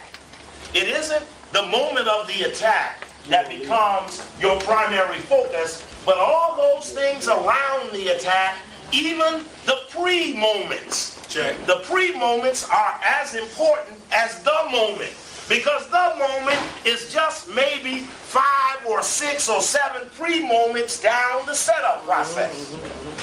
Do you remember where you were before Riverside? Which school? Yeah, what city? What area before you were in California? I mean, you were in California that weekend, but where were you in the week or the time prior to coming to LA? I think I was in Grambling, Louisiana, at Grambling. Down there, you remember and feel anything, notice anything, feel unusual, unordinary? Grambling was a tough spot to go to because I went down there, they had to put me in a garage. They couldn't even have me on the campus. They had to go to some garage. But the brother had the bookstore down there. In fact, he was out here tonight at the Million Man March, and we were out here on the veranda that night. It's rough down there, heavy military area. This is the shot of Brother Collard in dress prior to an event, a 1,000-person event, sold out, $10 a head, held the day before the assassination attempt at Riverside College. Marla Gibbs Crossroads, or Vision Complex. And this event is African Liberation Day at the park across the street. And this was a very dangerous evening because at that park, prior to Collard coming, and man, you know, it just made me think about something about this, is that, what's that program, Cops, where they going to get you thing with the song on it? Bad Boys. They went and did a Cops Bad Boys show, whatever that was, on the woman who allegedly shot the gun that made the police surround the park while you're on your way to the park. While Collard is on his way to this park to speak, before his event crossed the street, Lamert Park, something happens and the police allege that a woman who had shot a gun ran into the park, and so the police surround the park totally. And the people in the park hold arms and make an inner circle around the external police circle, and then there's this standoff. What are you gonna do? Collard is on his way. The police say they heard a shot. Now maybe they were shot triggered, meaning that supposedly there's gonna be a shot. When the shot comes, we gotta move in. the shot. That wasn't that shot. Or this precipitating factor that made the police come in such strong force. And I'm looking for another videotape. Yes. Like Sister Angela says that, you still here? No. When they were at East Front Cafe having a meeting at the students that were taking over the administration building, that the police came up saying they were looking for a stolen U-Haul. Came in force, you know, and just snooping around. End up, brother moved chair out the sidewalk, end up 70 cop cars came to East Front and arrested the students. That about 2 weeks ago and stuff, you know. Precipitating event. You know, they just happened to have a call. Yeah, that's interesting moment. But this.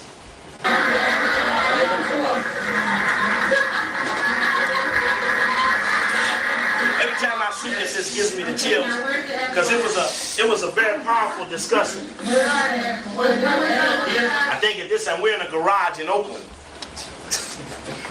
I had not.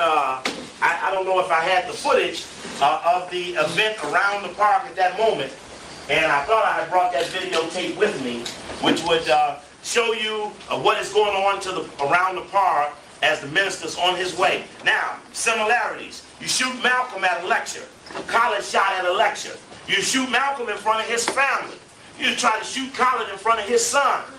The whole demonstration of terrorism is to frighten the witnesses.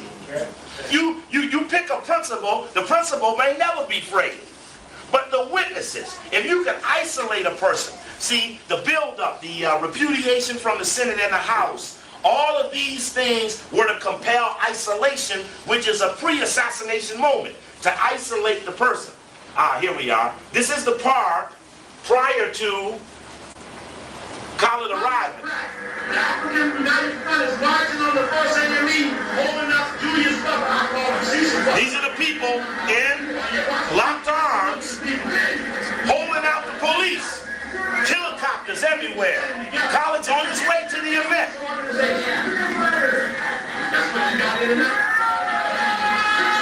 And this street video now, this ain't ABC or nothing now. So we say, why the man can't? Because this is happening. People are in there. Their lives are in jeopardy. Everybody got to feel the tension. But this is only the first of several events.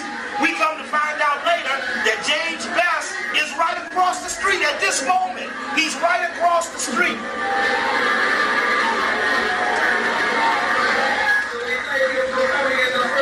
The way that man rolled up there, I didn't like the way it moved, so I just kept pointing at it.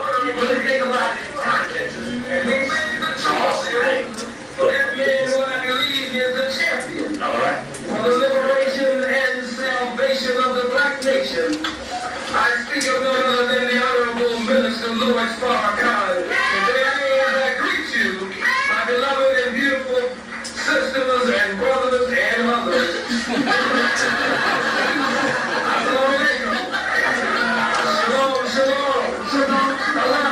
One of the few brothers in the nation greets everybody. Their own way. A few moments when we, the family, come together, Africans and their powerful focus on the freeing of our political prisoners. We will be just across the street in a few minutes. And we will be there at the Vision Center. But let me say this.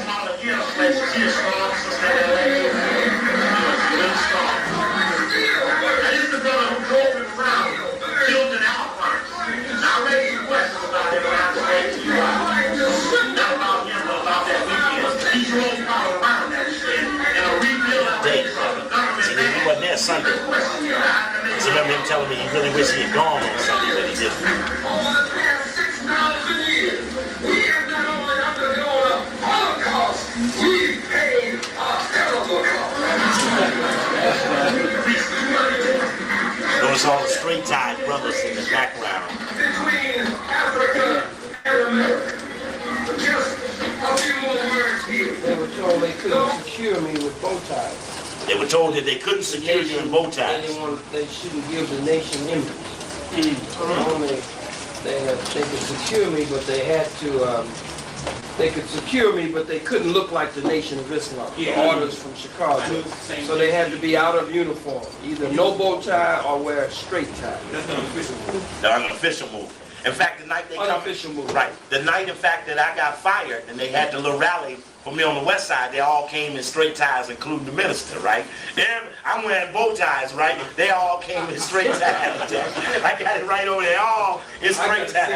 Yeah, the minister, Leonard, everybody got on straight ties. I gotta see you in the bow tie. Oh yeah, you got it all. That was for sure. They seen it.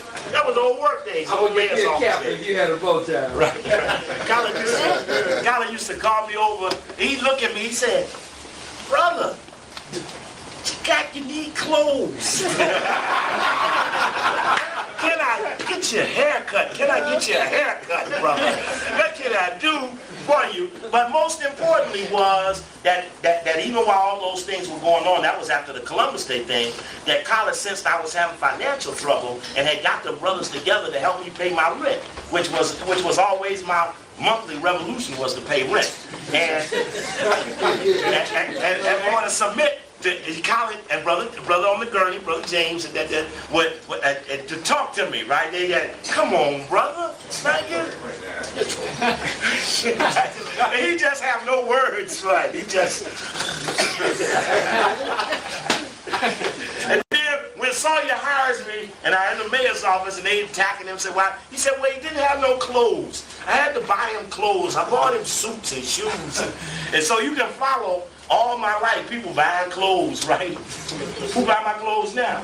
Sister? Because I wouldn't buy none. God knows I don't buy no clothes. That's right. And the so-called Jews and other crackers around the earth. How's little Farrakhan doing? Doing great. Yeah, his voice getting a little deeper there. Last time I saw it, her voice got a little, "Hi, Brother Steve." He's got a little hump in there. Let me pull this tape out and move a little bit more towards some deeper footage. That night, Brother Khaled, the Vision Theater is packed. You're the hottest thing in the country, brothers. It's from 1600 with Malik here at Cramden. Around the country, it's packed. Everywhere. Remember the Baltimore move with Sister Pat? Pat Newton, and just everything is jam-packed, and the intensity of the people and the feelings are so strong. And now you're back to LA, where you are very strong. And now these 1,000 people come out to the Vision Theater, and the program going, and then all of a sudden something starts to happen while you're talking. What happens? We get a note or word that gas is, quote unquote, escaping in the parking lot from some kind of gas main. Another note again now, right? And so my old Supreme Captain tactics went into effect there. Supreme Captain tactics went into effect, which was during the time that Steve was talking about. We were trying to recruit him into the Nation of Islam, the period he was just talking about. So all of those tactics went into effect from Captain Rashid and others. So immediately I knew that if that spread throughout the audience, that a stampede would take place. People would start stampeding for the door. So I said, if the gas is escaping in the parking lot, we're all inside. So let's stay inside where there's no gas. Let's continue the lecture. And everybody just be calm, I said, and have a seat. Now, Brother Steve can fill you in on... Meantime, someone asked to see Wazir Muhammad at the side door. The way the Vision Theater was, is two double or triple doors down on the corner of the stage in each side. The gas is supposedly out in this parking lot, and little did we know that James Edward Best is out there in that same parking lot. Correct. This is the alleged shooter of the next day. And he's seen outside with 2 or 3 other men with him. Right. And he calls Wazir to come out to the door. And Wazir goes to the door. He went to the door. He went to the door. And then, as the so-called gas comes, it's my understanding that the lights got to flickering and the mic stopped vibing. So now you're dealing with multiple coordination of moments now. Now, Bess is a man who then drove all the way down from Seattle. Remember, the last person who vouched for seeing Bess the weekend before was the gentleman Brock. And we made an excellent point when the ADL, who was in on the setup, Brock of reparation thing, and Cobra, they know Brock, he be right here in D.C. working with these spotlight people. And Brock used to sit right in the hotel, right over in the lobby. But after them days when I lined him up, now, how Brock got off was Eric Mohammed let him off. That when we had him trapped with the 4 questions about having been with Bess the weekend before, Eric said, Steve Coakley said Steve Coakley 10 times says 2 bits of the question, and Brock says, I ain't getting into what Steve Coakley said, and that was the answer. Let it stop right there. We had him up in New York. He came up to Eric's place I was there June 10th. He came right before me, like June 1st, June 4th, somewhere in there. And he was very evasive, but it was the ADL report that tried to make Brock and Colin buddies. But Brock had told me distinctively that he didn't like Colin, and that he liked Bess. And he said, what do you want me to do, tell you that he told me he was going to go kill him? Brock said that Bess asked him to ride with him down to Los Angeles. And then that's when I got a call from the people in Fresno. As the people in Fresno saw Bess drive through town with several people, he stops in Fresno, because supposedly his brother or somebody was from Fresno, California. Somewhere Fresno was hooked. And the Fresno people called me to tell me that Bess was there before he came on to Los Angeles. Bess had a disproportionate amount of money, $25,000 he had received. He was in a car that was not his. He was at the scene and got locked out of his car. And the police, without him even having a registration slip, without him even having ownership, he didn't even have the keys, jimmied the car and opened the car up so he could get the guns out the car to come into the plaza area. Heavy series of things that had to happen for the patsy to get pulled into this area. This was the sack with the 3 9mm in it. Right. That allegedly was found in the area. But the 30-06 rifle with the scope was still supposedly in the vehicle that the cops opened, jimmied the lock to open to let Bess into while the lecture was going on. And what was Martin King shot with? 30-06. 30-06. And he was called on the balcony at what time? 3 minutes to 6. He was dead at what time? And Colin, it was 6 o'clock when you was outside of that building. 6 o'clock. The rifle in the car or the trunk? I'm not sure. Someone said the back seat. I think one said the back seat. Wrong. I'm not sure if it was in the trunk, in the back seat, or where. And again, drop what you're doing. This is okay. This should take us to the day of. I'll get this set up.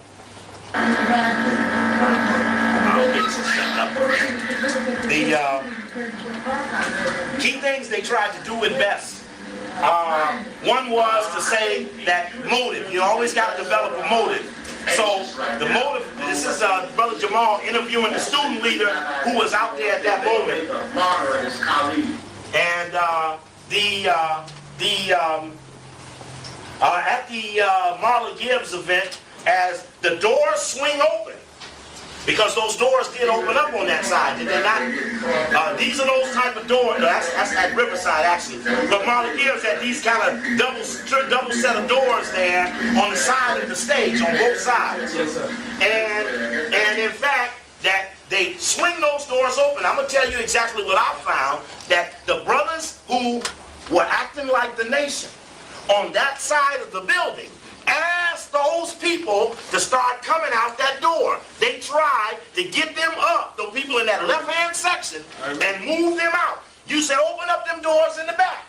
Because people was moving, people started running and scurrying and getting real systematic. And that was the nation that night. They were not acting. Right. That was Mosque number 27, the West Coast Regional Headquarters, where I had been minister before.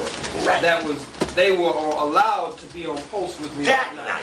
They were not there at Cal State. The next night. Riverside.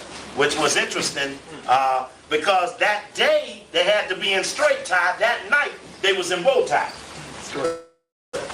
And now you got this weird series of events unfolding there in the auditorium. What you see, brother? There's a temple over here. Some temple. Some boys. It's a what? Some boys. Young boys. Oh, okay. Okay, so, wrong tape again. Let's go, this is now, this should take you behind, now let's look at it. I'm just going to show this, you can see this while we're talking over it, but this is now the day of, and after this incident with the doors opening up, the speech went on. It was a strong night. Audience was wild. Thing was strong. That night after, this is the brush, that night after the program, you go and eat, you're out in the community. Roscoe's Chicken and Waffles, right. And the question would be, well, what operation was shifting around during that period? Now, this is the day of the shooting attempt at Riverside. This is now looking at the full line of trees, but notice that hunk of tree cut out. Who else was shot with a 30-06 in a row of bushes? Martin King, thank you. With a 30-06. Now notice how thick the brushes are. Thick, open. You see that? Thick, open. Now the question is, the bushes that are open, is this been open or just open? Now the brothers this is natural. The brothers are on the scene. They're naturally trying to figure something out. This is what you need to do more often. Just naturally try to figure something. Don't assume people who are even proficient in this are being naturally moving through it. Now look, they're looking down at the bushes. Brother Keedy and Brother Jamal.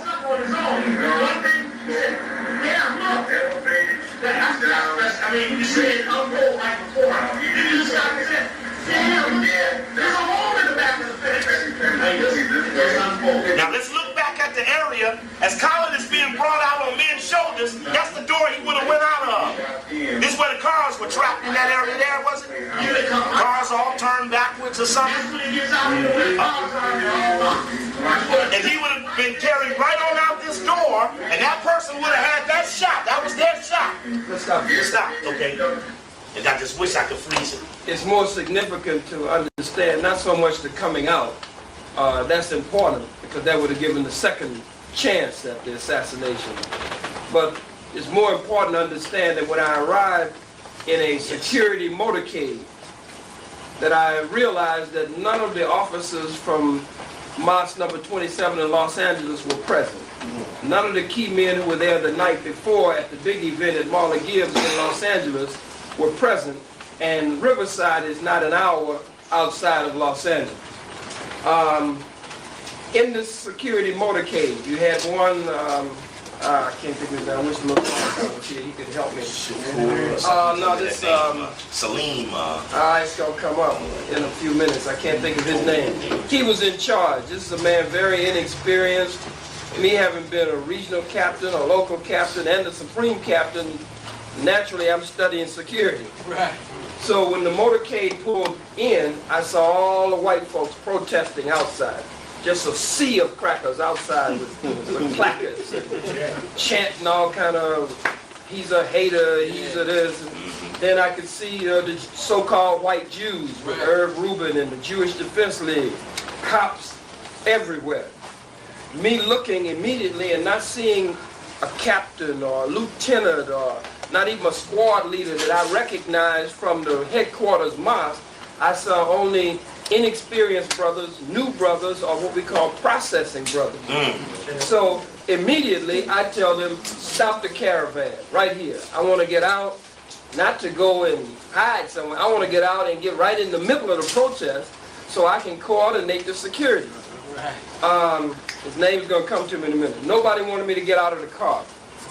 They wanted me to stay in the car, which would have come down, would have made a right turn on the side of the building where I was to speak, and would have gone to this exact spot in the back of the building, which would have been directly across from the cutout shrubbery and even the chain link fence, which had a hole in it, and been cut out with wire cutters.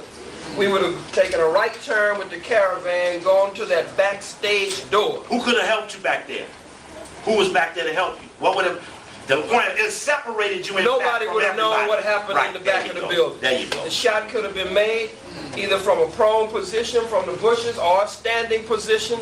Probably wouldn't have even known where the shot came from because, as Brother Jamal was just pointing out, it was from a knoll. It was a grassy knoll. Slightly elevated. Slightly elevated. Just like the bush. Made the shot, made the hit, could have wiped out the whole security team with a 30-06. Right. Then, with just a few steps casually on the other side of the fence, you would have been right on another street in the housing section of the university. Right. Casually got into the car, everybody could have driven away undetected. With the bushes so thick, you couldn't see. You wouldn't have seen what someone who did something on the inside. On the outside, you could have known that they did that because the brush being that thick.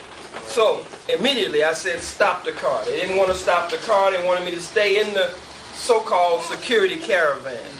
My instinct, I want to be in the middle of all of this because I want to coordinate it and deal with all of these crackers and everybody that's outside. So they wouldn't stop the vehicle. I opened the door with the car still rolling. Not knowing I'm saving my life, I jump out and I had to keep my balance as I jump out. I close the door and tell them to go on and park the vehicle. First thing, if I would have gone with the caravan, then I would have had all of them to turn the vehicles around at the back door. That's standard operating procedure in the nation.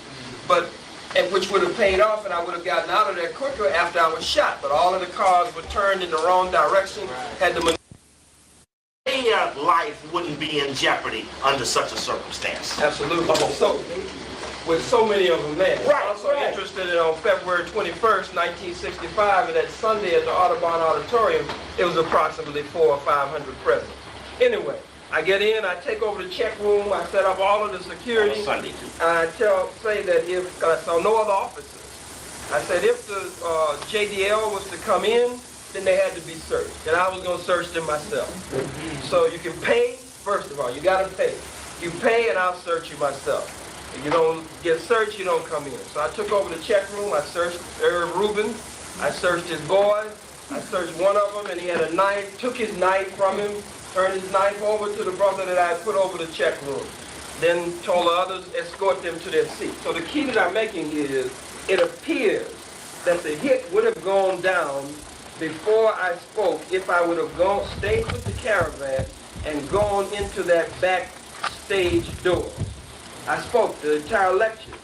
As Brother Steve pointed out, as we were in the question and answer period, and it was rocking. By this time, the crowd had grown and grown.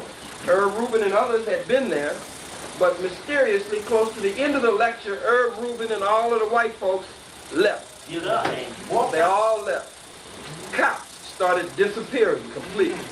Just as at the Audubon Auditorium, members of BOSS were supposed to be present, the Bureau of Special Services and other undercover agents were there along with the Negro, Gene Roberts, and those who were inside of the OAAU. Another contingent of New York PD was supposed to be present at the Audubon. Mysteriously, none of the undercover cops pulled a service revolver the day that Malcolm was assassinated, and none of that special contingent of New York PD were on hand. Conveniently, they were not on hand when the assassination of Malcolm went down. All right. We get the note during the question and answer period stating that the students would have to pay extra money if we stayed in the auditorium, that it was now, I guess, 6 o'clock or whatever time, and we had to leave. So during this time, there was a panic, it appears. There was a panic because I didn't come in the back door. That spoiled everything. Right. James Best locks the guns and everything up, somebody locked them up, in his car and the keys, and he couldn't get in. The news reports say that while I'm speaking, the police, somebody in the dormitory calls the police, and the police come to the scene, which is on the other side of that fence, on the other side of those bushes.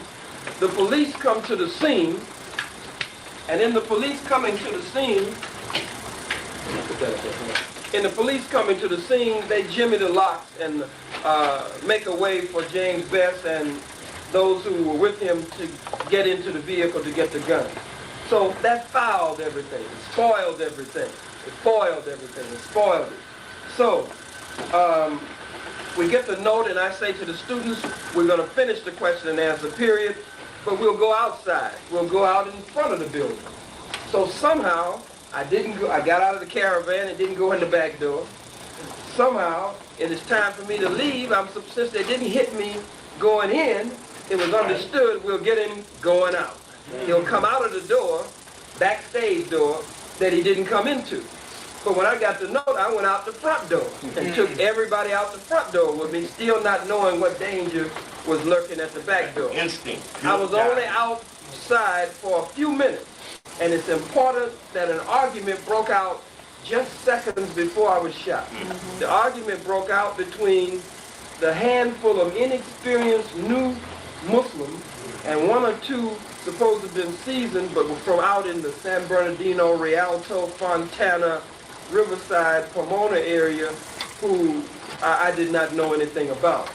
The key brother there who was with me was brother Stanley 2X, who had pretty much been trained by me, but had become estranged at the mosque because he had such a military bearing and posture. They had pretty much pushed him out. He had started organizing among the Bloods and the Crips, who were trucing. They had taken off their blue and their red that day, and they had on all black. They were standing posts around me, big brothers, ex-Crips, ex-Bloods, under brother Stanley 2X's command. The argument broke out that they shouldn't be around me, as though they were trying to remove the hedge of security from around me. I immediately said, no, let these brothers stay here and you coordinate security with them. So the brothers from the nation and the ex-Crips and Bloods wearing all black, all of you can work together. A Chicano brother, a Mexican brother, one of the indigenous brothers, raised the question. That was the first and only question. He raised the question, how could the black and the brown work together? As I started to answer his question about the black and the brown working together, as I'm standing about like this, speaking to the crowd, about 2 o'clock to my right, I hear shots ring out. As the shots ring out about 2 o'clock to my right, almost in a split second, I'm looking for Farrakhan. My son was only 9. My son Farrakhan was 9 years old at that time. I'm looking for Farrakhan. As I see somebody swoop Farrakhan, bullets flying all around him, out of the line of fire. By this time, one brother hits me low, one brother hits me high, and as they begin to cover me, I didn't know this at that time, but several of the brothers around me, Crips, Bloods, shot in the chest, in the shoulder. They took all of the first hits. And I caught a graze across the right leg and a direct hit right here. And I said, damn, I'm hit. And what'd that feel like? It didn't hurt. It didn't even burn. It didn't hurt. I mean, I ain't lying. But it didn't hurt. That's all I can tell you. It didn't hurt. It rested a fraction of a millimeter from the main artery of the leg, according to the doctor's report. So, by this time, my other instinct kicks in. Everybody's screaming, hollering, men running, everybody's running. Stanley 2X. Well, first, one of the ex-gang members hits James Best to tackle him to take the gun, according to what the report is. I couldn't see all of this from my position. And as they fight over the, when he hits him, he slips the first brother, breaks his tackle. He's determined to kill me. Now the report was that there were 2 or 3 others with bow ties on that got away. That I cannot verify, but there are many reports that say that it was true. Yeah, the Sentinel reported it, the Final Call reported the Vol.20 man. And at this point, Stanley 2X, like a blitzing linebacker, hits him, fights him to the ground. The gun is to Stanley 2X's stomach. They fight for the gun.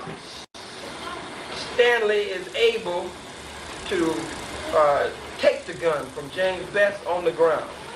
Training that I gave him, which was training that was given to me by my captain, Rashid, was that once you take the gun in a situation like that, if it's FBI, CIA, if it's cop, if it's nigger, if it's whatever, if it's so-called brother, I don't care who it is, in that situation, once you take the gun, in that situation, then you must take that person's life. You must kill him. Stanley 2X fights, takes the gun, and at that second they're on the ground, he puts the gun, fighting on the ground, and then he puts the gun to James Best's head. A Negro who's still in the mosque to this day, who used to be the minister in Rialto, California, named Billy X. He's a body and fender man. Billy X reaches down, according to Stanley, and Stanley sees his hand. Stanley is getting ready to pull the trigger. Billy reaches down, grabs the barrel of the gun, the 9mm, raises it up from James Best's head. And by this time, the crowd is kicking him and stomping him. The gun flies out of Stanley's head like a fumble football. Stanley 2X is fighting for the gun to get another chance, because he knows my first question was going to be, and that was the first question out of my mouth. He knew my question, and he didn't want to hear that question. He was not able to answer it in a affirmative. The first question I was going to ask was, did he get away? And if he didn't get away, did we kill him? That was the first thing I asked. Did we kill him? And he said, I tried, and he was hurt. You know, he had tears in his eyes. He said, I tried, but Billy took the gun up from his head. And that was never thoroughly investigated by the Nation of Islam. I never have been in a meeting with Billy X, nor a hearing. Now I have my own. But I never had one with any of the security of the nation. At that point, he never got a chance to kill him, and Stanley did get the gun. This time the gun jammed, or something else happened. By this time the cops, a handful, appeared from some Four, in fact, just four. Yeah, just four. With no guns drawn. No guns drawn in a stick situation drawn. where gunfire is everywhere. Right. Never had they run into a scene without A possible, what is California? Possible 187? Well, yeah, right. That's Possible 187. When you're in and out of penitentiary in jail, you know the code. Possible 187 in progress. Right. And they never drew their service revolvers at all. They fight for Best and drag him unconscious. By his face. By his face on the ground, out of the crowd. Body is limp. And by this time, everybody's screaming, hollering, running everywhere. So I'm able to stand with holding some brothers, and so then I have to take charge of the situation. Somebody said, well, let's lay him on the table. I could hear this. Let's lay him on the table until the ambulance come. I said, God damn it, don't lay me on no damn table. Get me to the goddamn hospital. I'll lay there and bleed to death before these crackers get here. So I took somebody's tie, and on a straight tie. And when I took their straight tie, you know, I made the tourniquet to stop the blood. To stop the blood immediately. So we commandeered, once we went through the crowd and went through everybody. My son was, at first he was crying, Daddy, Daddy, they shot my daddy.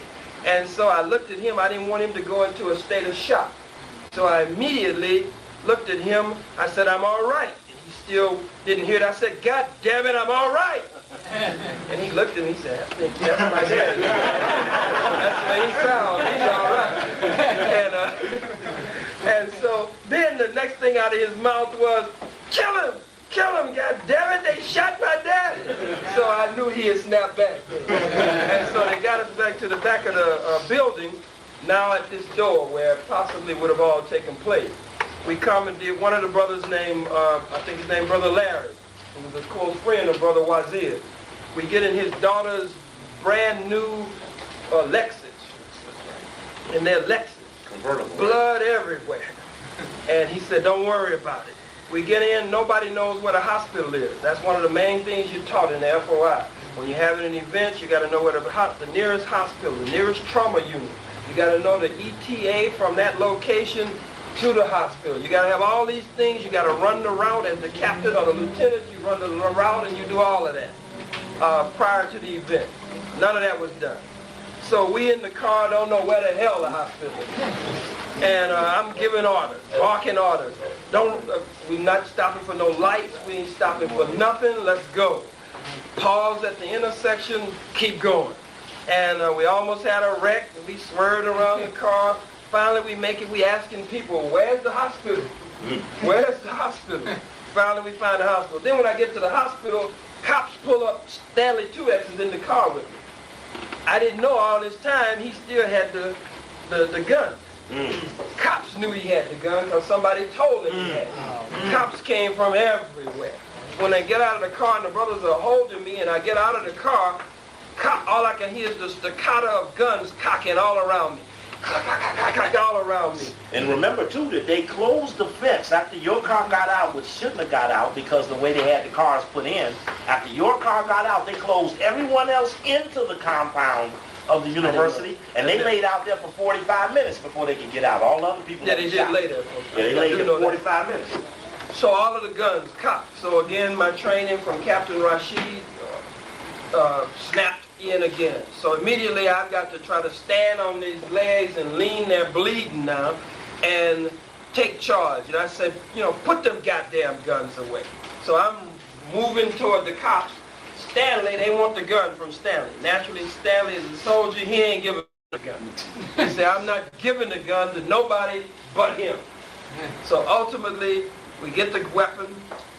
I'm not knowing if Bess's fingerprints are going to be on it or if somebody else's is going to be on it. So, and we knew Stanley's would be on it. So the gun is passed on before we can get in the hospital. All the cops finally leave. I go in. That's the point from there. Now, during this period, let me just say this before you get going. I'm gonna take the donation while brother's talking. Please do it quietly. I need your support. Do what you can do. I gotta slide through you very quietly. We're on wind down time, so I'm just gonna make the move. I got you. I know, and I'm trying to sister asked especially for me to be on time tonight. So I do want to respect her wishes. So we just gotta do this quietly. Go ahead, brother. What was your question, Attorney Shabazz? What happened to the other men who were shot? What happened? As he said, the other men stayed there for approximately 45 minutes before an ambulance came. These are a blessing. They were tough men. But one of them got out of the hospital before I did, and 2 weeks later he was shot 9 times. That's right. That's right. In a gang incident, he was shot 9 times. And a week later, he was out again. And all of them are doing fine. All of them are doing fine. Again, they were trained well from the streets and trained by Brother Stanley 2X. We get in the hospital, of course, immediately they check and find, they later do the x-rays, they do everything, find out that the bullet is just about resting on the main artery of the leg. And the rest is, the process of the hospital and the process of making the decisions for the operation and all of that. And how you treated me? Treated quite well in the hospital. All the devils knew who I was. They wrote a story about the so-called Jew who was sitting at home watching TV, and he was called because he had to come in and do something. Or he had to run a catheter. They had to run catheters in my leg and release some kind of fluid to see where the damage was and all of that. So during that process later, I had to learn how to walk all over again, go through that kind of whole therapy and the whole thing. Numbness in the whole leg under the bottom of the foot. This leg was all right in terms of feeling and sensitivity. The Jew talked about in the media how he felt having to come to the hospital. He didn't know what it was until he got there and realized that it was me. And so you can imagine what kind of situation that is with us not having our own hospital. You get wounded and you got to go to the enemy to get patched up. My heart stopped beating on the operating table, according to this. Heart stopped beating on the operating table, and well, the devil could have just made a tactical decision at that moment to leave it like it was. But through No doubt, the same intervention that kept me from going in that back door and kept me from going out of that back door of the Almighty and the spirit of the Egun or the ancestors. My heart, they worked with me and worked with me until my heart started beating again. And basically, that would be the key points that would probably bring us back up to. Now, it's important to me that I can stand here. There were so many parallels that you heard Minister Farrakhan in this city in February of '94 when he gave his press conference after the President, Vice President, Senate, Congress, the Jews, Jesse Jackson, Ben Chavis, Kwesi Nkrumah, Bill Gray, everybody you can imagine, the Catholic Church. So he said at the beginning of that day of his repudiation of me, he paralleled it with the history of Malcolm and the Honorable Elijah Muhammad.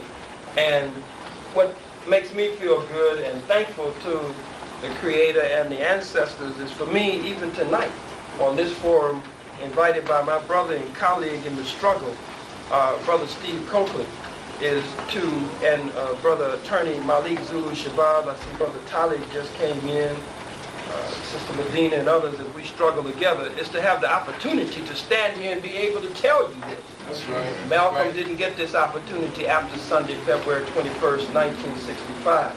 But I do have enough sense to understand that Malcolm's was an assassination. Mine was an assassination attempt.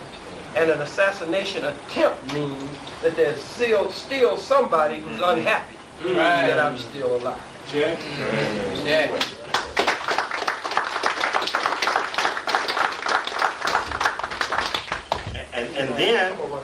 And that then begins the process of the crackdown. And Howard now, since survives the attack, that now the venues have to be cut. And then the options to reoccur become diminished. And the town begins to go on lockdown or change as Washington starts the transformation.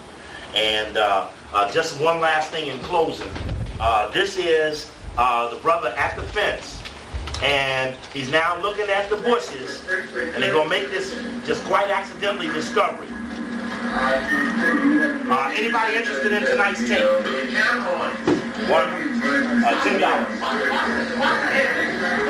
$3. Okay. Look at the bushes. Look at the trees. Look at that. Fresh cut wood. Fresh cut wood. Brand new fresh cut to make that hole. Remember, it's bush, hole. Now, just by happening, now this brush is just pushed together. It's lined with trees, down on the street. You see down in there, with all around, the bay down and as he looks at that brush, you see the fresh cut tree. He then walks in. Let's follow that hole. So he walks in the hole. He walks in the hole. So let's walk in the hole. So that's the front. That's where the shooting was, out in the front. He goes back to the front. Goes back to the front again, but they go back to that fence and they get right back out. He wants to show that when you actually get outside of that fence, that's the actual shooting spot right off of those railings. Police drug best right up that walkway there. Next lecture will be Tuesday night. There will not be the Howard program. The group had a fight last night and broke up. Oh, break it down. The group had a fight last night and broke up. And so I asked the sister, look, this is now getting to the end of the fence, seeing that there's a hole cut actually into the barbed wire fence. And again, this is the shot looking back. The group broke up. I'm still going to be out here tomorrow evening. I'm going to be out front. The cafe will be closed. Some of them will come over to explain to me what happened to the Howard Coalition. Oh, yeah.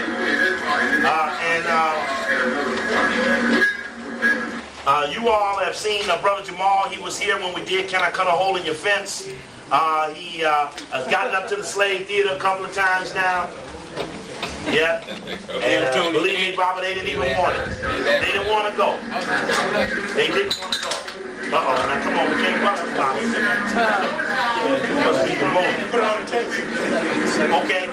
If you just see him walk to the back of the fence. For those of you who want tapes, we'll take care of that. Lecture next Tuesday. Please straighten the chairs out when it's time to go on Lead Cafe in a decent, respectful condition. Around, pick up paper and trash in the garbage. Put the paper, look at the fence. This is actual cutting the fence. And the security, we pulled the logs of security. They have 3 shifts. No security log show anyone checking the peripheral of the fence, noticing a hole in it. In other words, as security makes their rounds, every half an hour they have to make a notation on the log book. No log book notation denoted that there have been a hole in the fence, which is excessively important. And while we're standing here, I'm going to push this all the way to the moment of. I think you might get a good shot of the moment of, and you'll find it quite interesting. Who are the people who wanted tonight's tape? 1, 2, Mollings and 2, 3, Brother Donald Brown 4. I appreciate you all. I appreciate it. I most appreciate Brother Khalid Muhammad on his off night, spending the evening with us to share with us some insight. And this is something we can talk about for an hour or 2 because there's so many integral parts to this. You must learn after this. I never took for granted anything anybody ever said. I remember watching this from Maryland on my way to California, and the discrepancies were running that night. They were showing him at the bar saying he was killed right after he was shot. Right after that speech, which was the day before. They were showing you in the Lamert Park, and this is now kind of coming back in to go first head back up. And this is remember they said the killer was in a white shirt and a bow tie. And we always show Best laying in the ground in a straight tie. Stripes, and tried to say that Best had never been to jail before. They perpetrated that in the public, and we had to push on his criminal record as a sister killed his brother in the face with a gun. Killed another man when he wouldn't buy a final call. He stabbed his eye out. He got 10 years and got time served. Got no time in jail for it. Muhammad speaks at that time, an old Muslim. He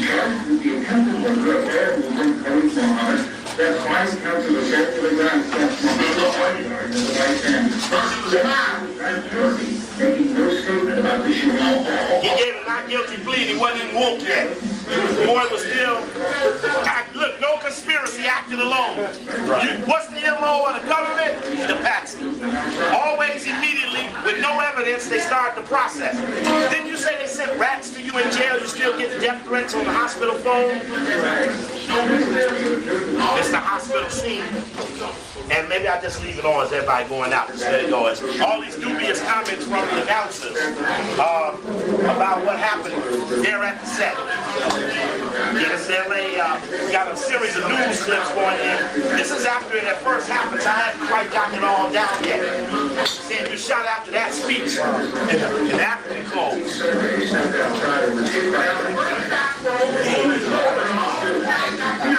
This is a film of that, and this man here is very intriguing. One of the best sponsors. He's standing right next to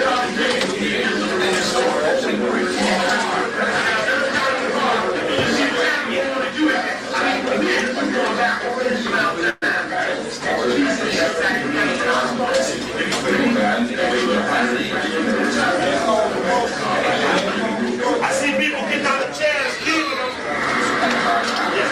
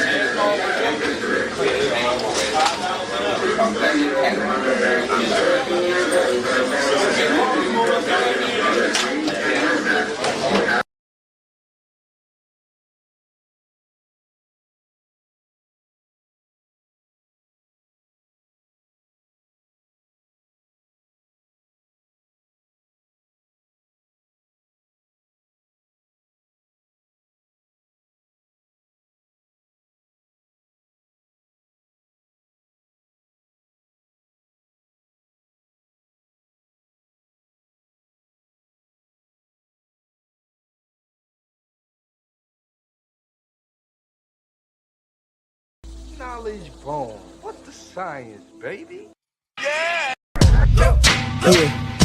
Yeah. Now we gonna tell them that in front. We tell them like this, yo. I'm an African. I'm a African. I'm an African. I'm a African. Yeah, y'all like that? So no more. This man's mind is open. I'm an African. I'm a African. I'm an African. I'm a. Let's get back to the gritty. And that motive is best developed by recognizing the common enemy.